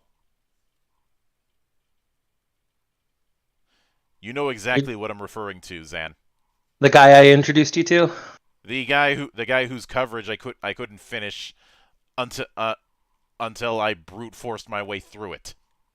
Yeah. Um, no names need to be said, but this guy took the tack that there is no breaking the cycle in Night City or in Cyberpunk in general. Mm-hmm. That David's attempts to leave behind the mundane rat race that he was being slowly tied into by his mother in becoming an edgerunner was simply feeding the larger cycle of sparks of hope followed by crushing those sparks of hope that the corpos want. The implication was David being allowed to become an edgerunner in the first place is because the corpos didn't care about him.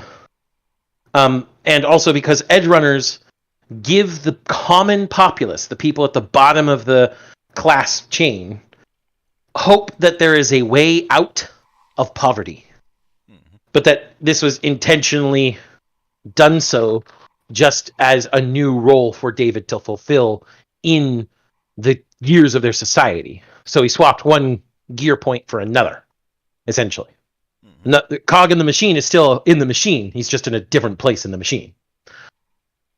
I find this to be so cynical, so stupidly cynical. It disgusts me.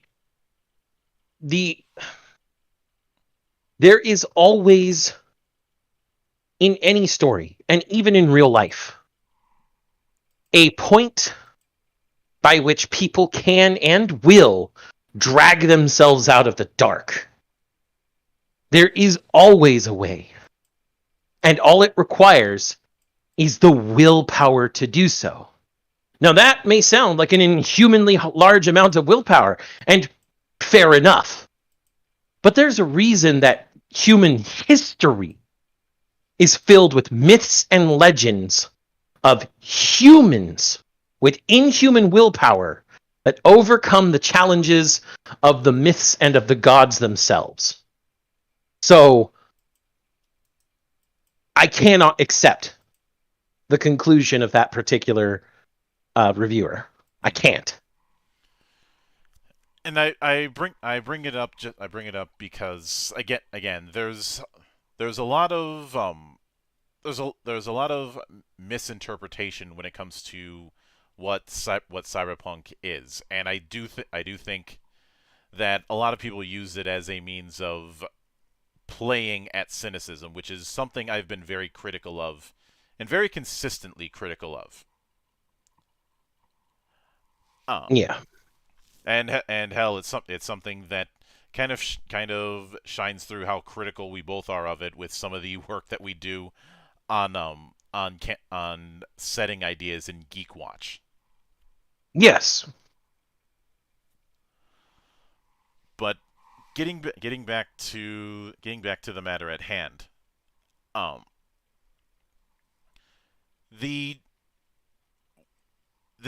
this job that Faraday is now giving to David is attracting other eyes, namely the eyes of Arasaka's counterintelligence. Yep.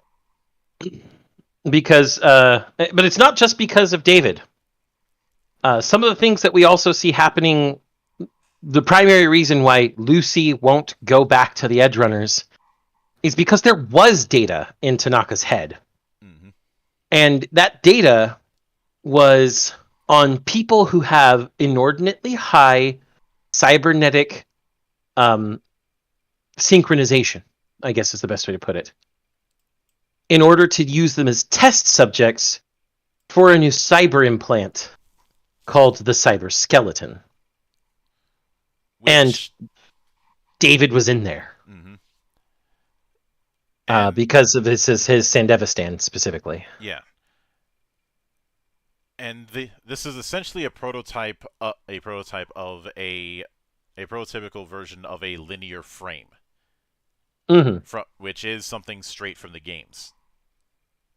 Yes. Or at the very least from the tabletop game. The trying to put the linear frame in 2077 would have created more problems. That would have been fucking cool, though. It would have been cool. It would have been cool, but it would have been ridiculous. Maybe I know that CD Projekt Red is working on a sequel. Maybe if we bully them enough, we can get them to put the thing in. Or like maybe just put it in for like a set of missions in Phantom Liberty, the DLC for 1. Mm-hmm. I'd love to be in a linear frame as V. But Lucy has been going around and killing other netrunners under Arasaka employ who are trying to restore this data because of the fact that she doesn't want them to figure out that David's on the data. Mm-hmm. So she's been attracting things, and then of course David's been attracting things by, well, killing those researchers.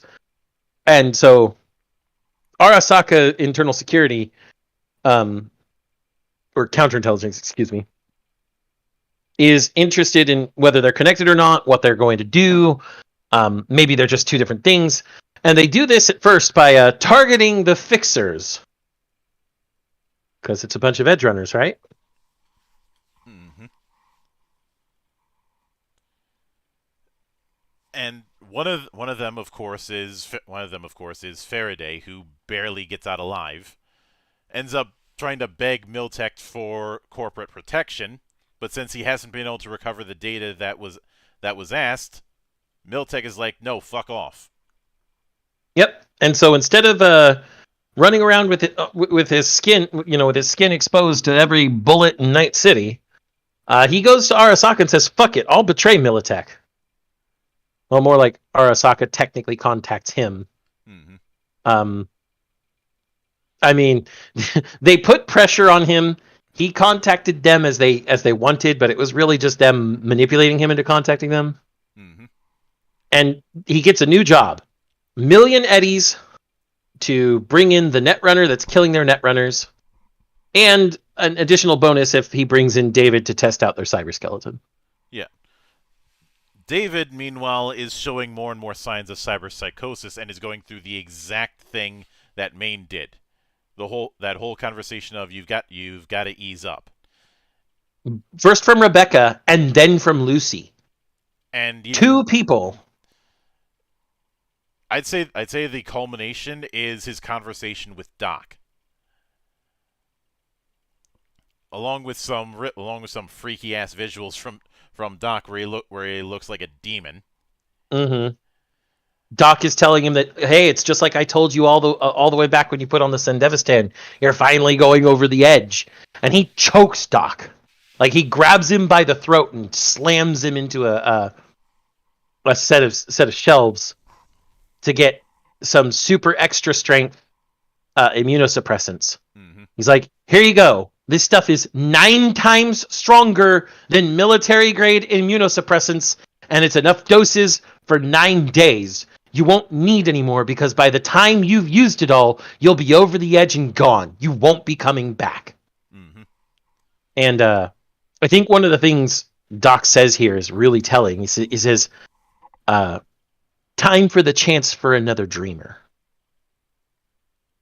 Implying that David's dream is ending. Mm-hmm. And as far as taking on the job, it ends up being what would seem like a cyberpunk version of the good old train robbery. Yep, it's a convoy robbery. Yeah. Yep. Get onto the convoy. Get the HVT. Get out. Mm-hmm. Of course, This is Night City, and nothing's ever that simple. There is no such thing as a milk run. Yep. And Lucy, at the end of her conversation with David the previous night after they saw Doc, he begged her almost that to come on the next job with them to help out. Mm-hmm. And she said she couldn't because she still had things to do, and it would just be a little while longer till she could come back. And then she detects one of the Arasaka runners that she hasn't been able to get recently and has to go and kill him. But when she does, it turns out not to be a netrunner at all and is instead a trap by Faraday and Kiwi. And so now Faraday has the netrunner that Arasaka wanted and has trapped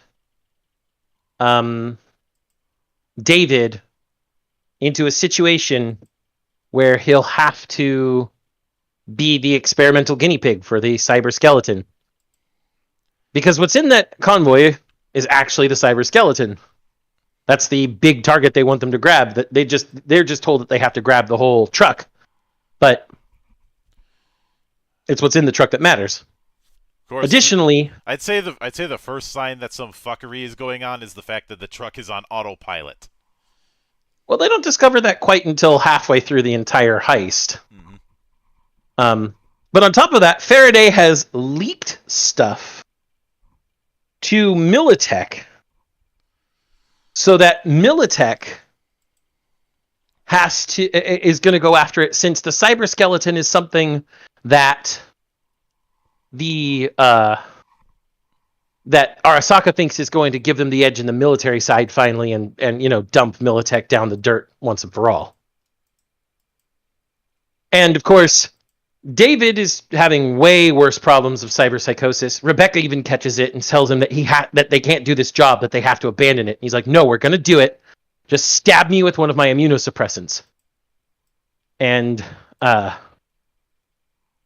she tells him that he can't use his Sendevistan, but he does because it's fucking David. And she constantly bitches about him not listening and stuff like that. It's hilarious. And at this point, Lucy is captive for Faraday, and Kiwi is with David and the others for the heist. But when they finally get the truck stopped, it falls over the very lip of a canyon, but only goes down one level of the canyon instead of falling all the way down to the bottom of the ravine. Kiwi opens the back hatch, and Militech lines up and starts shooting at them from behind. And it's not like Militech just brought a few people. They brought like hundreds of trucks and a basilisk tank and some missile launchers. Essentially a small army. Yeah. They get inside. They see the cyber skeleton. Kiwi says a whole bunch of shit about it, like she's hacking it, even though she already knows what the specifics are from being a traitor to the cause, and says, "You can install it down there. This entire thing's a mobile install bay, and it's probably the only way we're getting out alive." And then Faraday, using some tech from Lucy, or at least using a connection to Lucy, fakes being Lucy in a phone call. Yeah, that's true. Militech brought in a mechanized platoon, basically. Mm-hmm. But using a little bit of trickery makes David think he's getting a call from Lucy, who tells him to put on the cyber skeleton because it's the only way they'll get out alive, and that she's also being chased by Militech, and that she needs to help him, and he needs to help her. So David starts throwing caution to the wind. Rebecca's like, "No, fucking don't put that shit on. Are you fucking stupid?" Rebecca is like literally the only voice of reason. Considering she's the psycho lolly, that says something. Mm-hmm. When she's the only one going, "Are you fucking stupid? Do not do this." until Lucy manages to briefly escape Faraday, call David back when he's in the middle of installing, and tell him that he can't put on the cyberskeleton because it will kill him. It is a one-way ticket. Mm-hmm. And we find out some really cool stuff about this cyberskeleton, actually. It's like, well, it's kind of not ideal. You have to use anti-gravity pontoons to keep it up, or otherwise you just can't hold it up with your legs. But on top of that, it has magnetic powers, gravity powers, and then this long line of automatic injectors for immunosuppressants. But Faraday manages to catch back up to Lucy while David's in the middle of installation. And Faraday goes, "Now install the cyberskeleton, because I'm telling you to, and she should be happy that she's still breathing." And David goes fucking nuts. Like, we could see these two progress bars, one that was cybernetic, one that was the installation, and the other was basically showing is resilience. I think he said cybernetic resilience, which is essentially the higher it goes, the closer he is to cyber psycho. And it was like 17% and 4%. And as soon as Faraday starts threatening Lucy, David flips the fuck out, and that meter starts boosting its way towards 100% as fast as possible. And this is why I like to point this out. Like I said, Mike Pondsmith has said that cyberpsychosis is a combination of the body's resilience against the implantations it's getting, and the human will and mind against the darkness of the world. It wasn't the fact that he was getting this installed that was causing him to go cyber psycho. Like I said, we saw the installation bar was at 17%. The resilience bar was only at 4%. He was insanely resilient to the suit.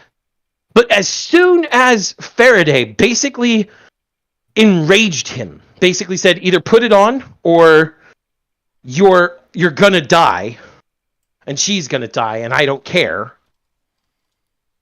His mind just fucking snaps, and he nearly goes cyber psycho until Rebecca stabs him with one of his special injections from Doc straight into his heart.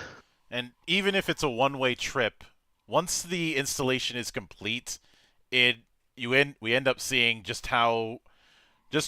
why Arasaka had been trying to keep this thing secret, and why Militech would want to either get their hands on it to reverse engineer it or destroy it.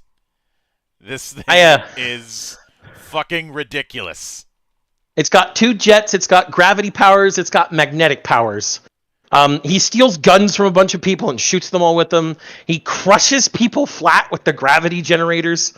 It's fucking great. And he can use his Sandevistan while he's installed into it too. So he's doing this at ultra high speeds. Mm-hmm. He fucks up Militech's entire mechanized platoon. But you see, as he's going, the cyber psychosis meter keeps going up to 100, and then the automatic injectors on the fucking suit stab him full of immunosuppressants again, just to keep him in check. And he's puking up blood every time it happens. Mm-hmm. But eventually they take out Militech, and they find out that both Kiwi and Kiwi was also another traitor, because she gets out of there by cyber hacking Falco so that he doesn't pay attention to her, while she just goes past Militech before they attacked David and the others. And David's like, I'm going to use this thing to save Lucy and get back at these assholes who have all betrayed us and fuck up Arasaka. And Rebecca's just like, dude, you're going to fucking die. He's like, doesn't matter. We're going to do this. And so they start going back towards Night City. What remains of Militech is following them. So every so often, David has to exert his big old muscles. Although at one point he's like, I got to fall asleep for 5 minutes because he's exhausted, and, well, cyberpsychosis is nearly there, but he doesn't want to use any immunosuppressants because, they are of limited supply. Mm-hmm. And so we get this fantastic shot. I love this. There's a harpoon on the car that was earlier used to pull off the heist itself. And one of the Arasaka troop carriers comes in front of them and opens up its back door. And Falco uses the harpoon to spear through the guys in the back, spear through the back wall, and spear the guy driving the thing through the head. And then drag the entire car up and over their car because they have these two plates in front of them that are basically near...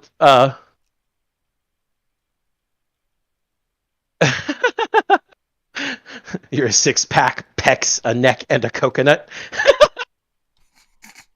That's a good description of what David looks like at that point. Mm-hmm.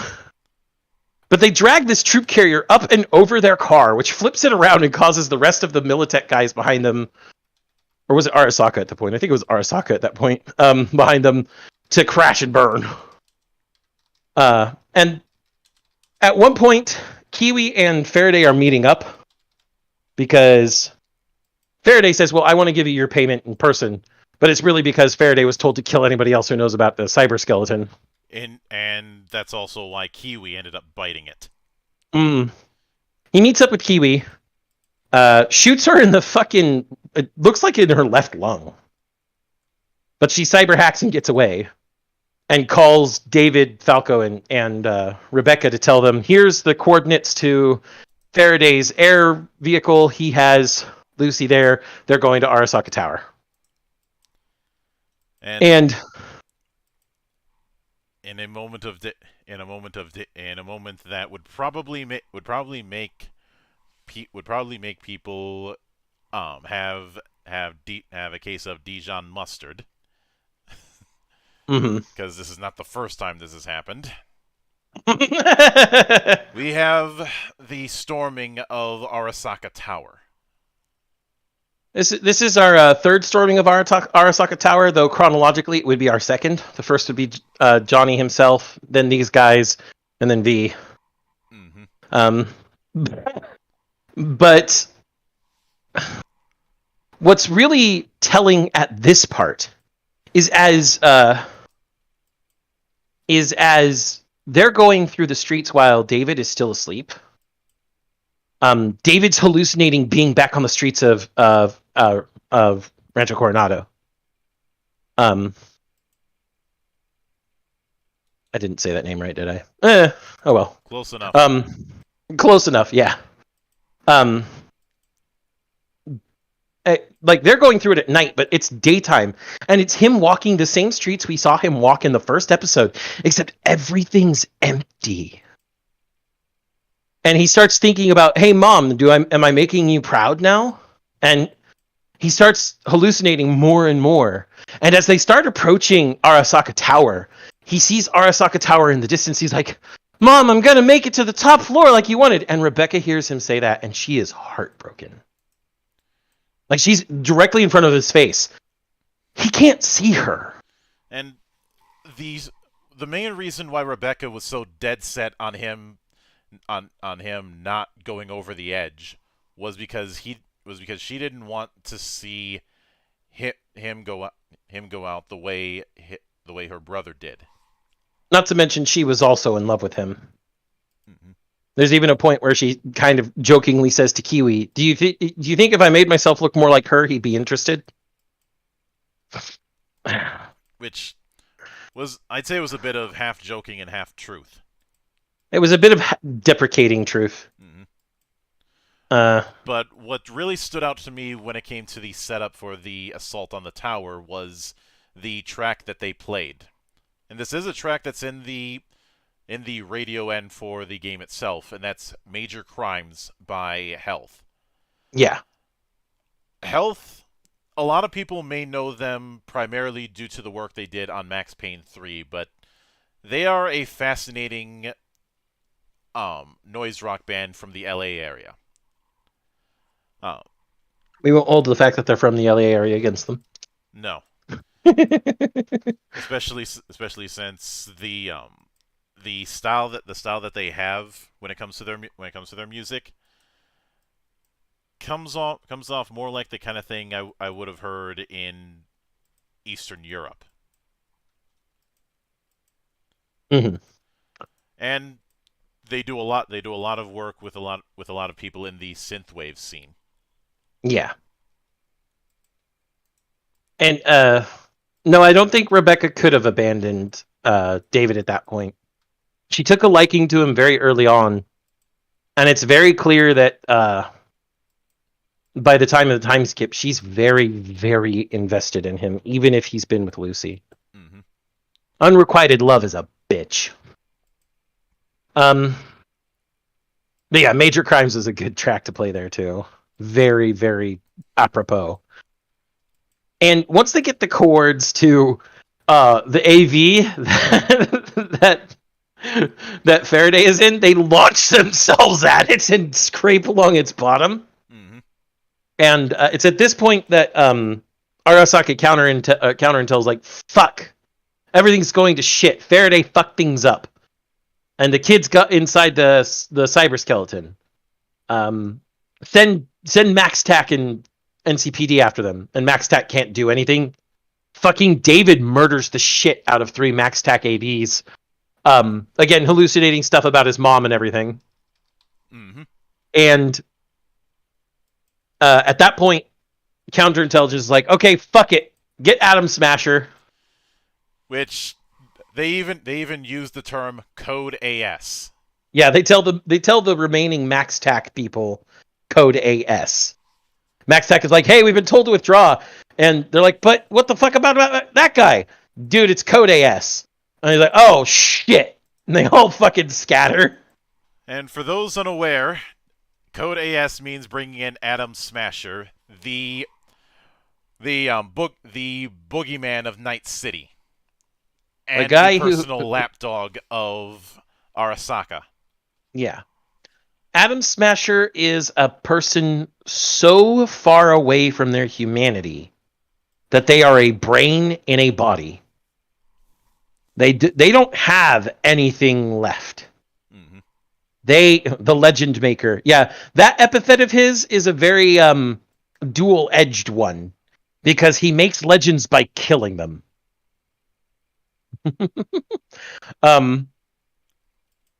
But Atom Smasher is told that he needs to go face the kid and make sure that they secure the Netrunner. As is this other counterintelligence officer that we've been seeing along with the main one. Who's turned into the fall guy. Yep, she's like, you're going down there to tell Faraday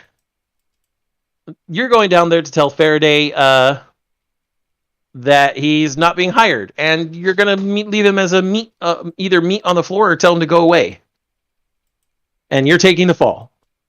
And so eventually David literally goes on top of Arasaka Tower. He's like, hey, look, Bomb, I made it to the top floor.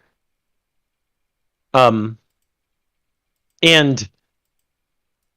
Rebecca and Falco are down by the car getting shot at by NCPD, which is where they'll stay. They'll stick for now while we get the stare down and one of the coolest Sendevistan sequences. Mm-hmm. So Faraday comes in. He's like, I brought you the Netrunner. And guess what? The boy at the cyber skeleton's here too. Look at that. Give me my money and make me a corpo. And Arasaka's like, no, fuck you.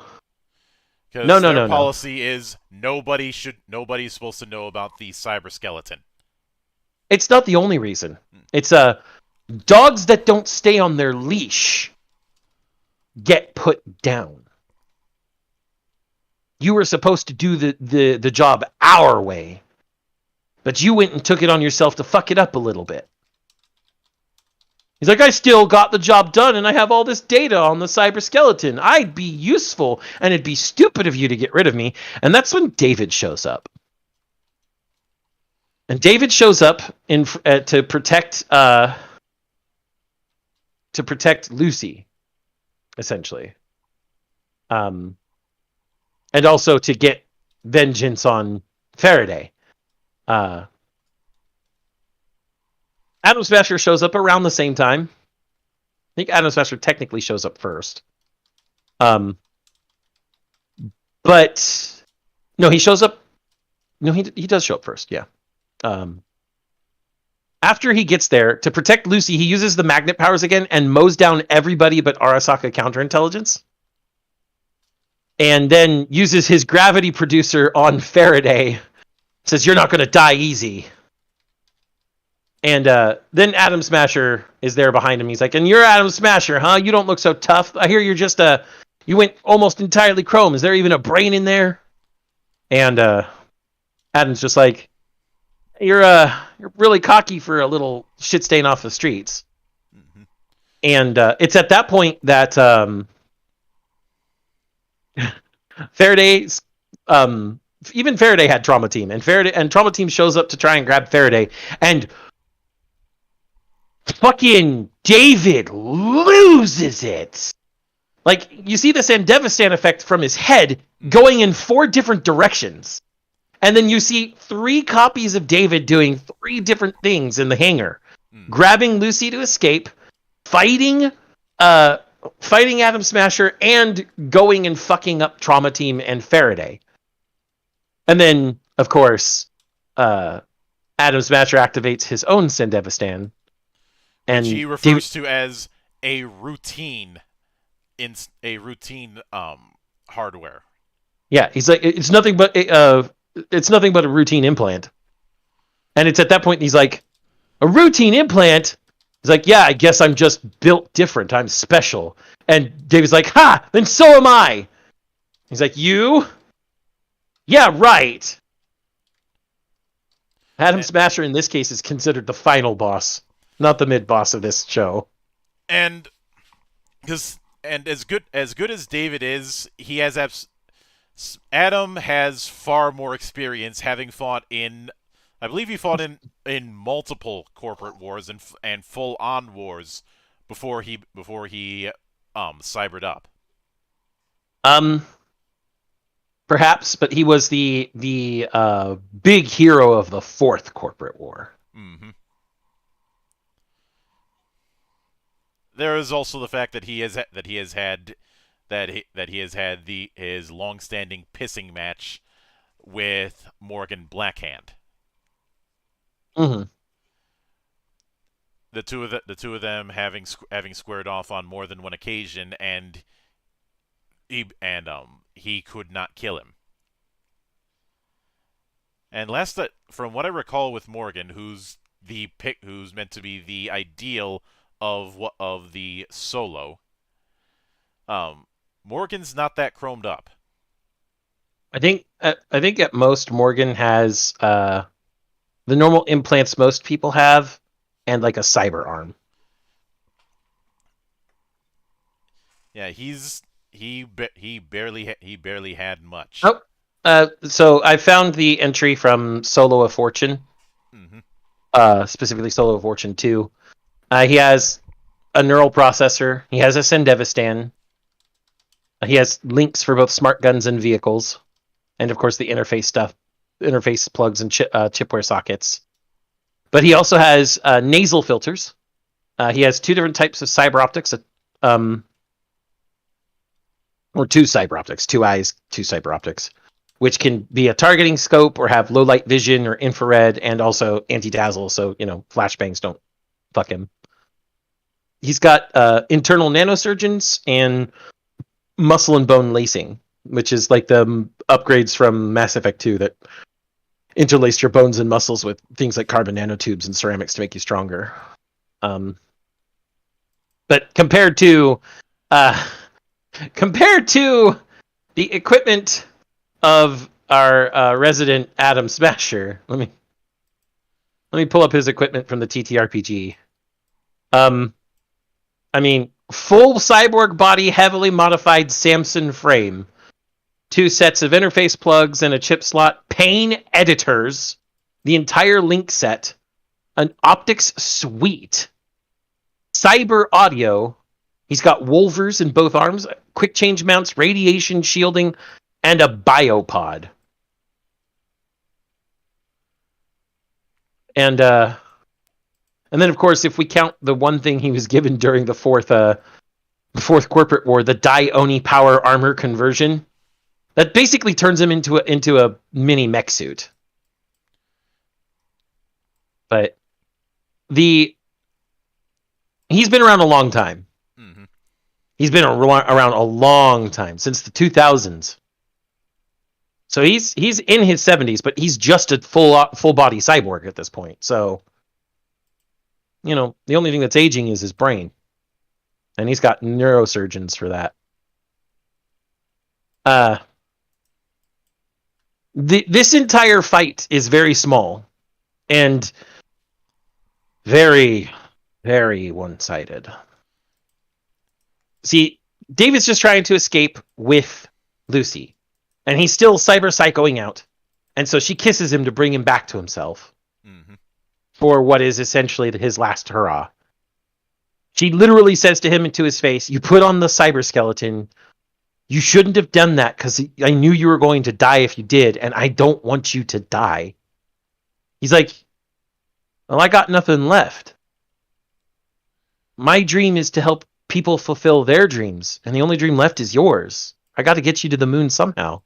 Sorry, I can't go with you." Which, her dream was no longer just go to the moon. It was go to the moon and be with David. As was evident all the way back from episode 4. Her dream changed. And now he's fulfilling the original dream in the cruelest way he can. Even if it's not intending to be cruel. So they make their way down to the street level so that he can get her to Falco and Rebecca and get them the fuck out. And he even tells Falco, "You need to get her out of here, give her the money that we're getting for this job, and let her go to the moon."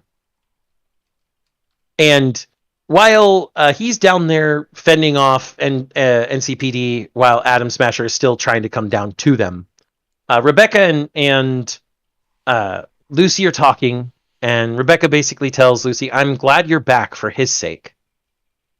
And then they hear Atom Smasher coming down, and Atom Smasher literally Goomba stomps Rebecca, smashing off half of her head and her arm and breaking open most of her torso. It was unnecessary death. This is a case of one, twisting the knife, and two, a question that I've seen some people ask is, with the amount of given the way a lot of people see cyberpsychosis, why, even with the amount of tech that he's hooked up with, Adam never went psycho. The reason for that is quite simple. He didn't need Chrome to be psycho. He was already way past a monster before he put on the extra equipment. Yeah. Adam was kicked out of the military for quote unquote bad conduct. He was a gang member before he went into the military, and after his gang was wiped out, that's why he went in. After he was kicked out, he became a gun runner for a bigger group. And a gunman. And he had a reputation for taking on jobs that would guarantee casualties. Yeah. Just to read a little bit of his biography from early on in his life. Adam Smasher was a fairly typical punk, a worthless New York City mook who joined the army when his gang was wiped out. After several years in uniform, he was discharged for bad conduct and took up being a contract gun boy in his home city. It was a good life for Adam, as his lack of squeamishness and sadistic thoroughness brought in enough jobs to keep him in guns, gear, drugs, and brutal one-night stands. But he finally went on that one job where everything fell apart. A couple of rockets turned him into meatloaf. His buddies backpacked what was left of him out of the zone and back to the Big Apple. A mysterious corporate benefactor took note and made him the classic offer he couldn't refuse. Corporate service in a metal body, or death. As if thoughts of lost humanity would bother Adam. The man was already a sociopath before he ever became a cybered up freak. Mm-hmm. The man has no humanity to corrupt. He was given a near immortal body and the ability to kill whoever they pointed him at. Nothing more he could ask for. But beyond all that, after Smasher Goomba stomps Rebecca, killing her. I say unnecessary death only because Rebecca is best girl, but as with all the other deaths in the series, they have a point. And Rebecca's death is that, much like her brother's death, nothing is sacred in Night City. Mm-hmm. I know that some people like to argue about the necessity of character death, and some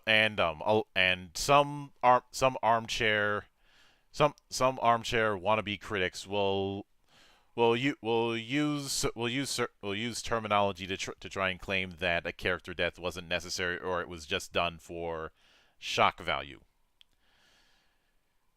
A lot of because I hate those kind of people because in doing so they forced a lot of writers to overcorrect and not use death as a storytelling motif when it is appropriately called for. Yeah.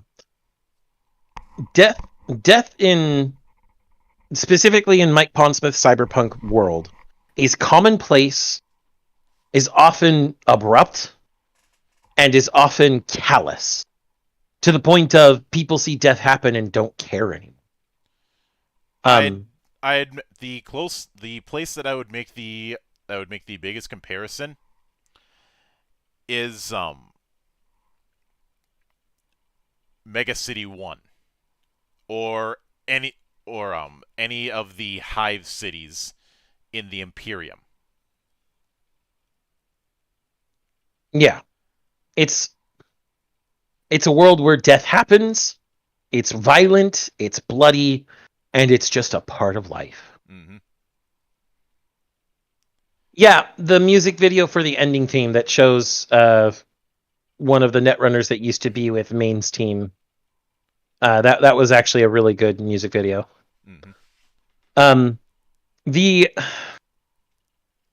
Rebecca's death to me feels like bookending. Actually, Pilar's death started the decline. Rebecca's ends it, Mm-hmm. and it's for the same reasons on both ends. To show that these people are not the heroes of a story, even if we feel there are. They're people living their lives, and their lives can end just as abruptly. I do remember that the writer whose name I am not going to try and pronounce because it's a Polish name. um, he who incidentally has been spending a lot of time on Twitter highlighting fan art, even even the fan art that can get a bit spicy. He doesn't care, but he shared an article discussing noir stories and because some people were disappointed that there wasn't a happy ending. Noir stories are always bittersweet. Mm-hmm. And while some people and while in normal circumstances I would do the not all, the reason why there's that level of bittersweetness is you have to keep in mind the time frame that film noir was birthed in. This film noir was a genre that came to prominence after World War One, where you had a whole generation of kids who were coming back from the worst form of warfare known to man. Mm-hmm. The trenches, the no man's land, the thing that breaks people.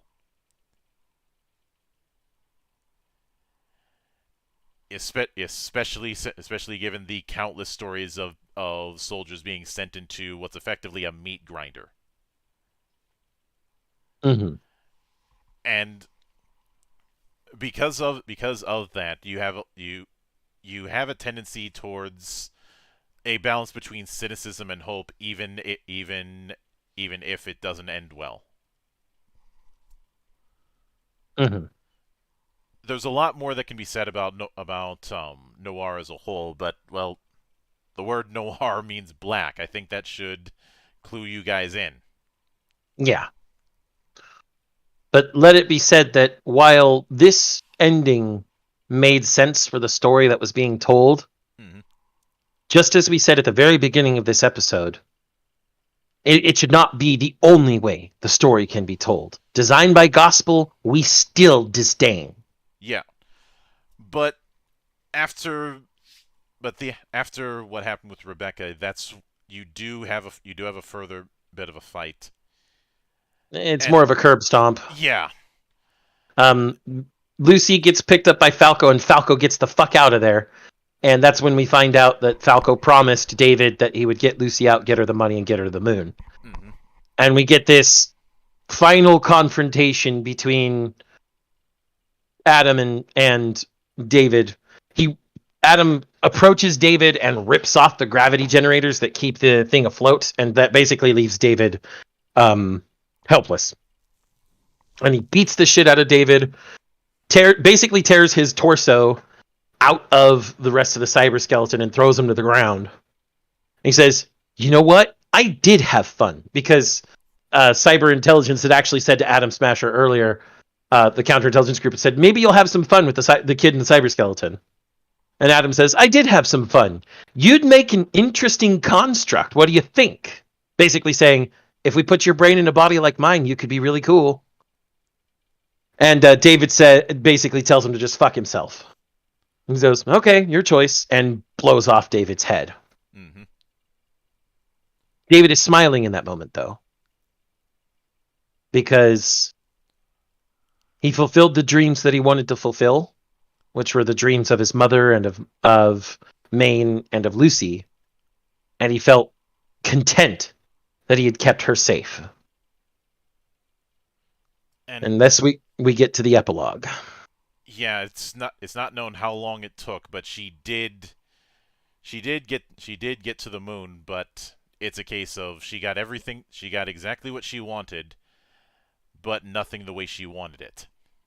Mm-hmm. She even has a little vision of David back before he got all kitted out, back when they first met, like when they first went into the cyber or into the moon brain dance. And she was smiling for a moment because he said, "I can really feel the sun out here." And then he disappears, and she's despondent. And she looks up at the sun and opens her arms like she can feel it too, but because she's in a spacesuit, all she can feel is space. Mm-hmm. And that's where that ends, and we get the final run through of the ending theme. The lyrics of the ending theme are actually really important in my head, so let me bring those up for a second. Mm-hmm. Because what they represent to me from reading them is David. The first verse is, "Feel the rhythm of the streets, neon lights and neon dreams. Bloody fists, they feel no pain when there's so much more to gain. Hunting season, if you will. Tell me where you'd rather be. I can hardly see the moon. Hope we'll get there pretty soon." And then in the pre-chorus and chorus, "Trying so hard to release you out of the misery. Hold on to your wishes if you can't hold on to me." And then, "Forgive me for letting you down. Forgive me for letting you down again. I guess I'm not strong enough right now." That's David in the first half of the show. Is it his aspirations? He's trying to get into the Neon City. He's trying to fight with the Edgerunners, and he's trying to get her to the moon. But then everything falls apart with Maine and Dorio, and he let her down. In the second half, "They will finally feel the flames that run down through my veins. I will make the city burn. We're not planning to return." Back to the pre-chorus, "Trying so hard to be free, to make you see what I see. Hold on to your wishes if you can't hold on to me." And then the chorus. That's definitely David in the second half. Everything's falling to shit, so he's just going to try and make everything burn and get her out of the city once and for all. And he's not planning to return. They're both not planning to return to the city, but he's not planning to return at all. And then we get some crooning at the very end. And the whole thing is David apologizing for not being strong enough to fulfill everything that he could have. And it sounds like it's almost very directly to Lucy. So in the end, this particular story leaves most people in a sense of melancholy, understandably so. It wasn't a surprise when, for one, in the 1.6 update, some back adaptation of stuff that was in Edgerunners shows up in the video game, Yep. including Rebecca's shotgun. Rebecca's shotgun and David's coat. Mm-hmm. In fact, there's an entire small side quest where Falco calls you up and says, "Yo, don't turn out like the buddy I used to run with." And David's not only, first off, people have attempted to replicate David's build in the game, and it can get kind of busted. It is certainly a demanding build, but that's what one would expect. I'm pretty sure somebody's tried to stat him out in Cyberpunk Red or 2020. I haven't found it yet. Then again, I haven't really been digging for it. But the other thing is, people have since one of the final bosses, in fact, one of the main final bosses in 2077, the game, is Atom Smasher himself. There's been footage of people taking him out with Rebecca's shotgun as a kind of revenge. There have been people who have used the Atom Smasher Anywhere mod to spawn him in anywhere and just shoot him with the shotgun and blow him apart multiple times because they are fucking pissed. But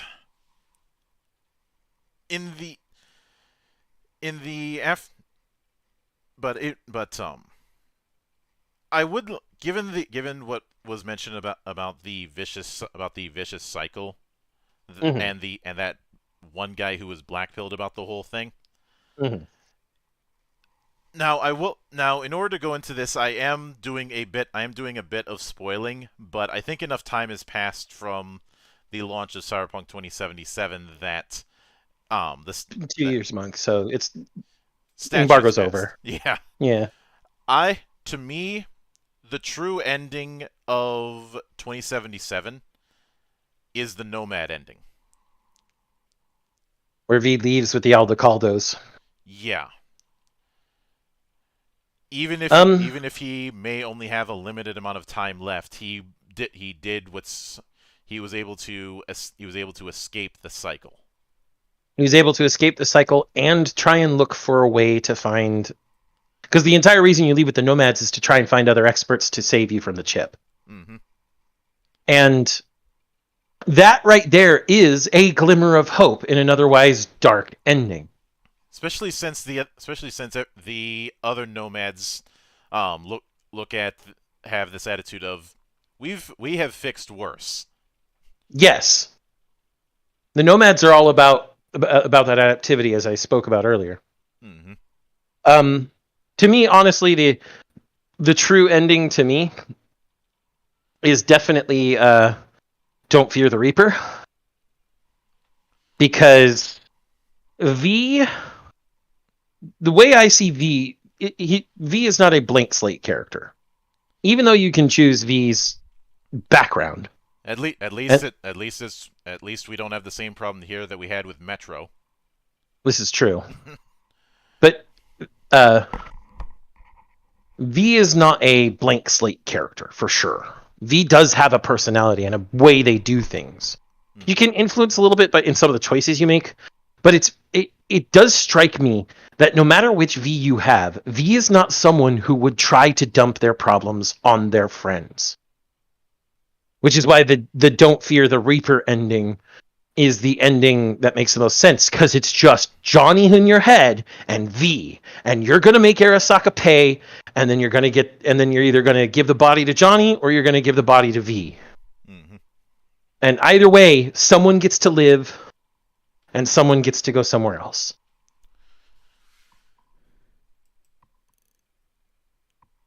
plus if you want to go even further with that, there's the whole thing of you being this massive success and doing one final job that nobody else could possibly do.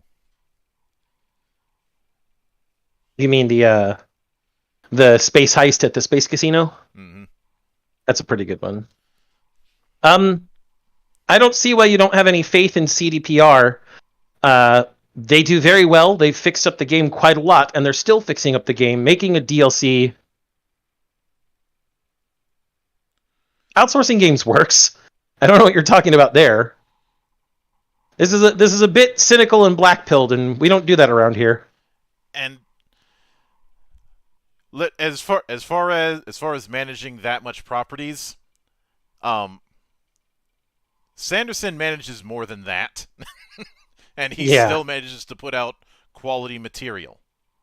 Yeah.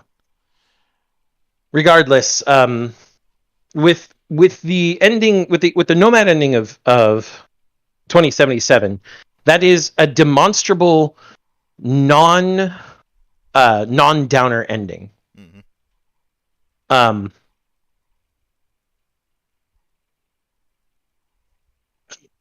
And because you do have that non-downer ending, it's an ending of searching and seeking more hope.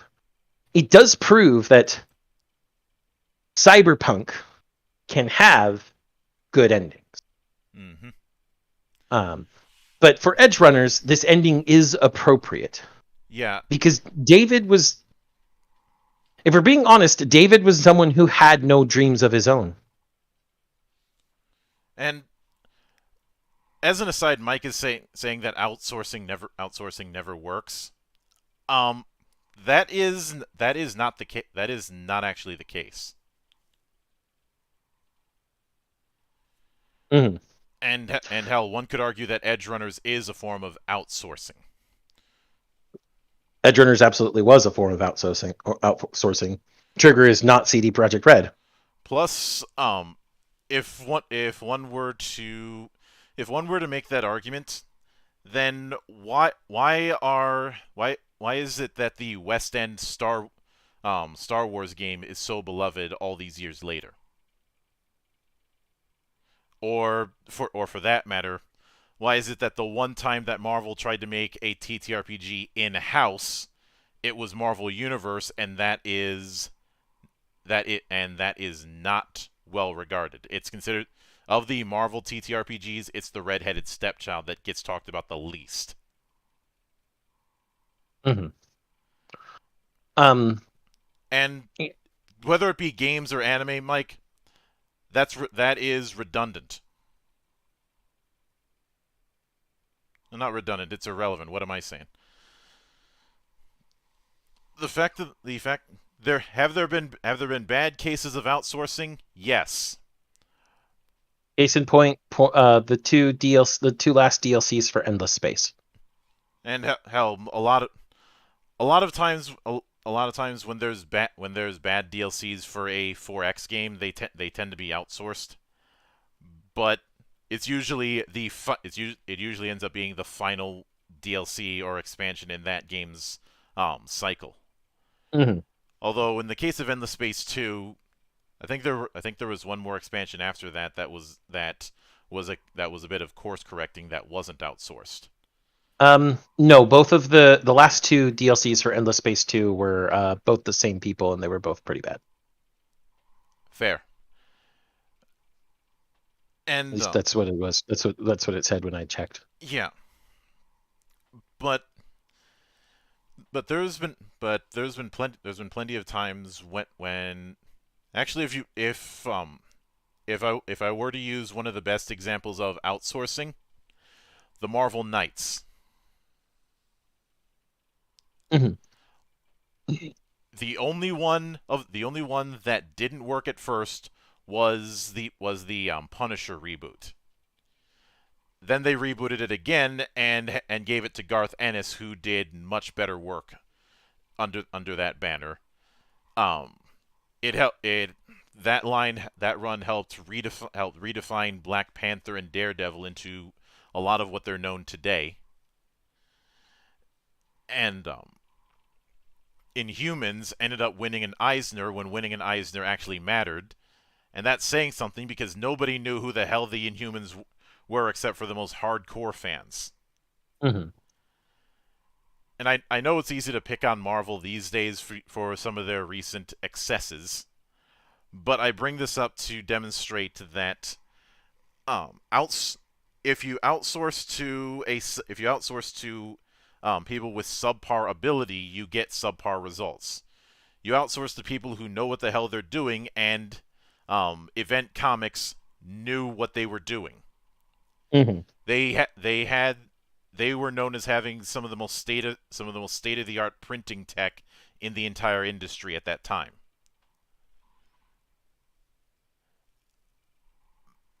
Yeah. Um, and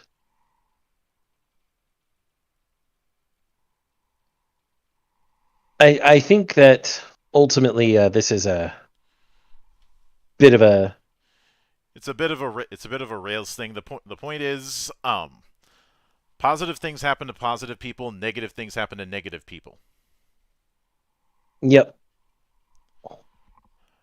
But But with I think it's time that we head into the final judgments, even though we know the end result.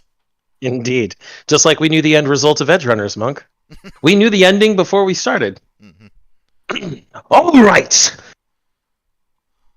members of this illustrious parliament. First, before we move to the deliberations, I know that we have an absentee vote. Brother Matty J, who could not join us this fine night, has already put forth that should the vote be counted, his vote is counted as weeb. Beyond that, Monk, your verdict. I was going to be interested in this just from the potential of what it could be with what Trigger could do. But even more than the visuals, what impressed me the most was the way the writing carried through with things. Is it true that some parts were heavily telegraphed? Yes. But heavily telegraphing something does not necessarily mean that it is predictable or that it is somehow bad. A lot of people think that they need to make writing unpredictable, and sometimes when you do that, you make a pivot for its own sake. Changing the story at the last minute just because you don't want to keep things predictable. And well, I would bring up subverting expectations, but we know how that goes. Those are buzzwords now. It's become a negative pejorative. Mm-hmm. But is it going to be the most original story? No. But it is doing a classic case of knowing what it needs to do and doing exactly that and nothing more than what's necessary. And what is necessary is, if you're going to be doing a noir story, giving you an attachment before it rips it away from you. And that's what this story does. Especially since, as I mentioned before, dreams is a central theme. Especially since, for the longest time, there's this idea of David not exactly knowing what to do with his life, and even Maine brings it up to him on more than one occasion. Mm-hmm. It's a and you know that I will always appreciate a story that maintains its themes. Of course. And obviously keeping within the consistency of the game itself, which has certainly helped to rehabilitate the reputation of the 2077 game. The only way I could rate things higher is if this ripple effect echoes out to people trying out Cyberpunk Red. Although I do have to say this: Bell of Lost Souls, fuck you with a fucking brick.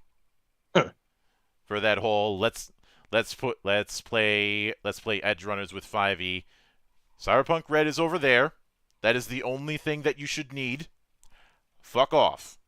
Didn't they even admit in that article that they were going to use that Cyberpunk Red would be better and more suitable? Yep. Fuck them. But with all of that said, I cannot give this any less of a score than Weeb. Indeed. And so the monk has said and spoken, thus spoketh the monk, that Cyberpunk Edgerunners be weeb. As for myself, I am a sucker for good story. You could say that in the case of good story, I was raised as a hopeless romantic, trapped in the worlds in my mind more so than trapped in the world that we're in because of good story. This story is, when you boil it all down, even more than noir, it is a classic Grecian tragedy. This has all the hallmarks of the Grecian tragedy of the hero eventually being hoisted by a situation of his own making through his own power. On top of that, we have a fantastic art direction by Trigger. Trigger always pulls through. They never fail to impress. And they have been since before they were even Trigger Studios. They also stuck up for what they believed in, as I detailed earlier about the lolly must stay. And indeed, the lolly must stay. Just earlier today, actually, a poll closed by the official Opera GX Twitter that said that they were going to add an Edgerunners character to some of their custom banners, and took a poll for who it should be, and it was 85% Rebecca. So the lolly must stay. But I also appreciate that they definitely took the time to look at what was in 2077, not just visually, but also mechanics-wise. We saw some of those homing tech rifles shoot off and actually curve bullets. So mechanically, they replicated what was occurring in 2077. But most of all, the thing that always caught me, and this is the thing we will always harp on and continue to harp on throughout this series and others, is musical identity. Yeah, they had a lot of stuff that they pulled in from outside, but there was masterful use of, I might say, the pieces of the OST from 2077, especially in those dark moments where they're standing still and brooding or having deep conversations. You get that same melancholic, downtrodden synth string track I don't ever remember the name of, but can hear in my head every time I think about it. Well, if you want melancholy in music, this is why you bring in Yamaoka, because that's his wheelhouse. Mm-hmm. And this tied together the atmosphere really well. It gave me the same sense of a lot of the moments I had while playing V in 2077. Which, when you can evoke a parallel mirror of something that was an interactive medium in a non-interactive medium, that's impressive. Because interactive mediums will always have a deeper connection due to it being interactive. So, with that being said, I don't know if they're going to be doing more stories in Cyberpunk like this. I'm certain that with Mike Pondsmith's help, Trigger and CD Projekt Red could make other stories around Night City that don't have to be, around the time of V or around the time of David Martinez and his crew here. And even then, Pondsmith is on record stating that watching this anime was like seeing his brain on the big screen. He literally said that about Edgerunners. Which isn't too surprising for me, because when I went through the first couple episodes, I think I made the comment that this feels like full circle for him. Yeah. Started as a weeb, ended as a weeb. Mm-hmm. And all of it his own brain baby. This is somebody who was introduced to mechs by getting these Gundam kits that did not have any translation at all, and he had no idea what he had grabbed.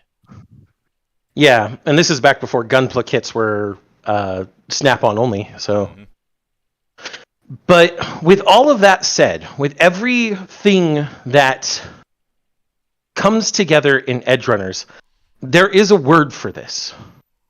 There's in fact two separate phrases for this that I'm going to use. Masterpiece and magnum opus. This is Trigger's masterpiece and great work, the magnum opus. I don't think I've ever seen anything more quality out of Trigger. Premiere was great. Kill la Kill was great. Everything they've done, everything they've touched, so long as it was still them touching it, again referencing Franks, has been marvelous. It's been fantastic. 9s out of 10s, 9.5s out of 10s galore. This is an 11 out of 10. Mm-hmm. This is that high up for me. Not everybody will agree. But with a score like that, it is obvious and inevitable that I rate Cyberpunk Edgerunners to be weeb. And with 3 votes of weeb and none of scrub, Cyberpunk Edgerunners is found by this parliament to be weeb. It'll be interesting to see whatever Triggers does next, because the comparison is going to happen. I don't know if another series is planned insofar as doing other stories in Night City. Mm-hmm. It would certainly be interesting if they do so. But I'm certainly fine with what we've got. And at the very least, I don't think Cyberpunk would be getting a sequel, which is being discussed, if this kind of fallout didn't happen. Yeah, I think that it would have ended with the Phantom Liberty DLC, and that would have been the end of things. Mm-hmm. And I would like to point out that, as we referenced near the beginning, this redemption story is twofold. Because not only did Edgerunners just bring attention back to 2077, but CD Projekt Red has been trying to improve the game as much as possible over the last 2 years. And they've fixed a lot of issues that people had, and are still fixing more.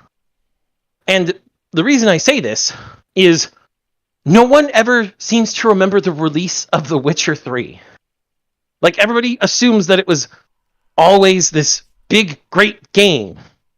Did any of you play The Witcher 3 at launch? Do any of you remember the fucking game-breaking bugs? I do. And all the shit we had to fucking work with? But we let it sit, and we let it mature, and by the time it'd been about a year or so, maybe about a year and a half, it was great. Cyberpunk 2077 is something that CD Projekt Red had never even attempted to try and make before. So it taking longer to correct makes sense. With that respect, this anime made 2077 the most played single-player game on Steam of all time, with over 1 million concurrent players at one point.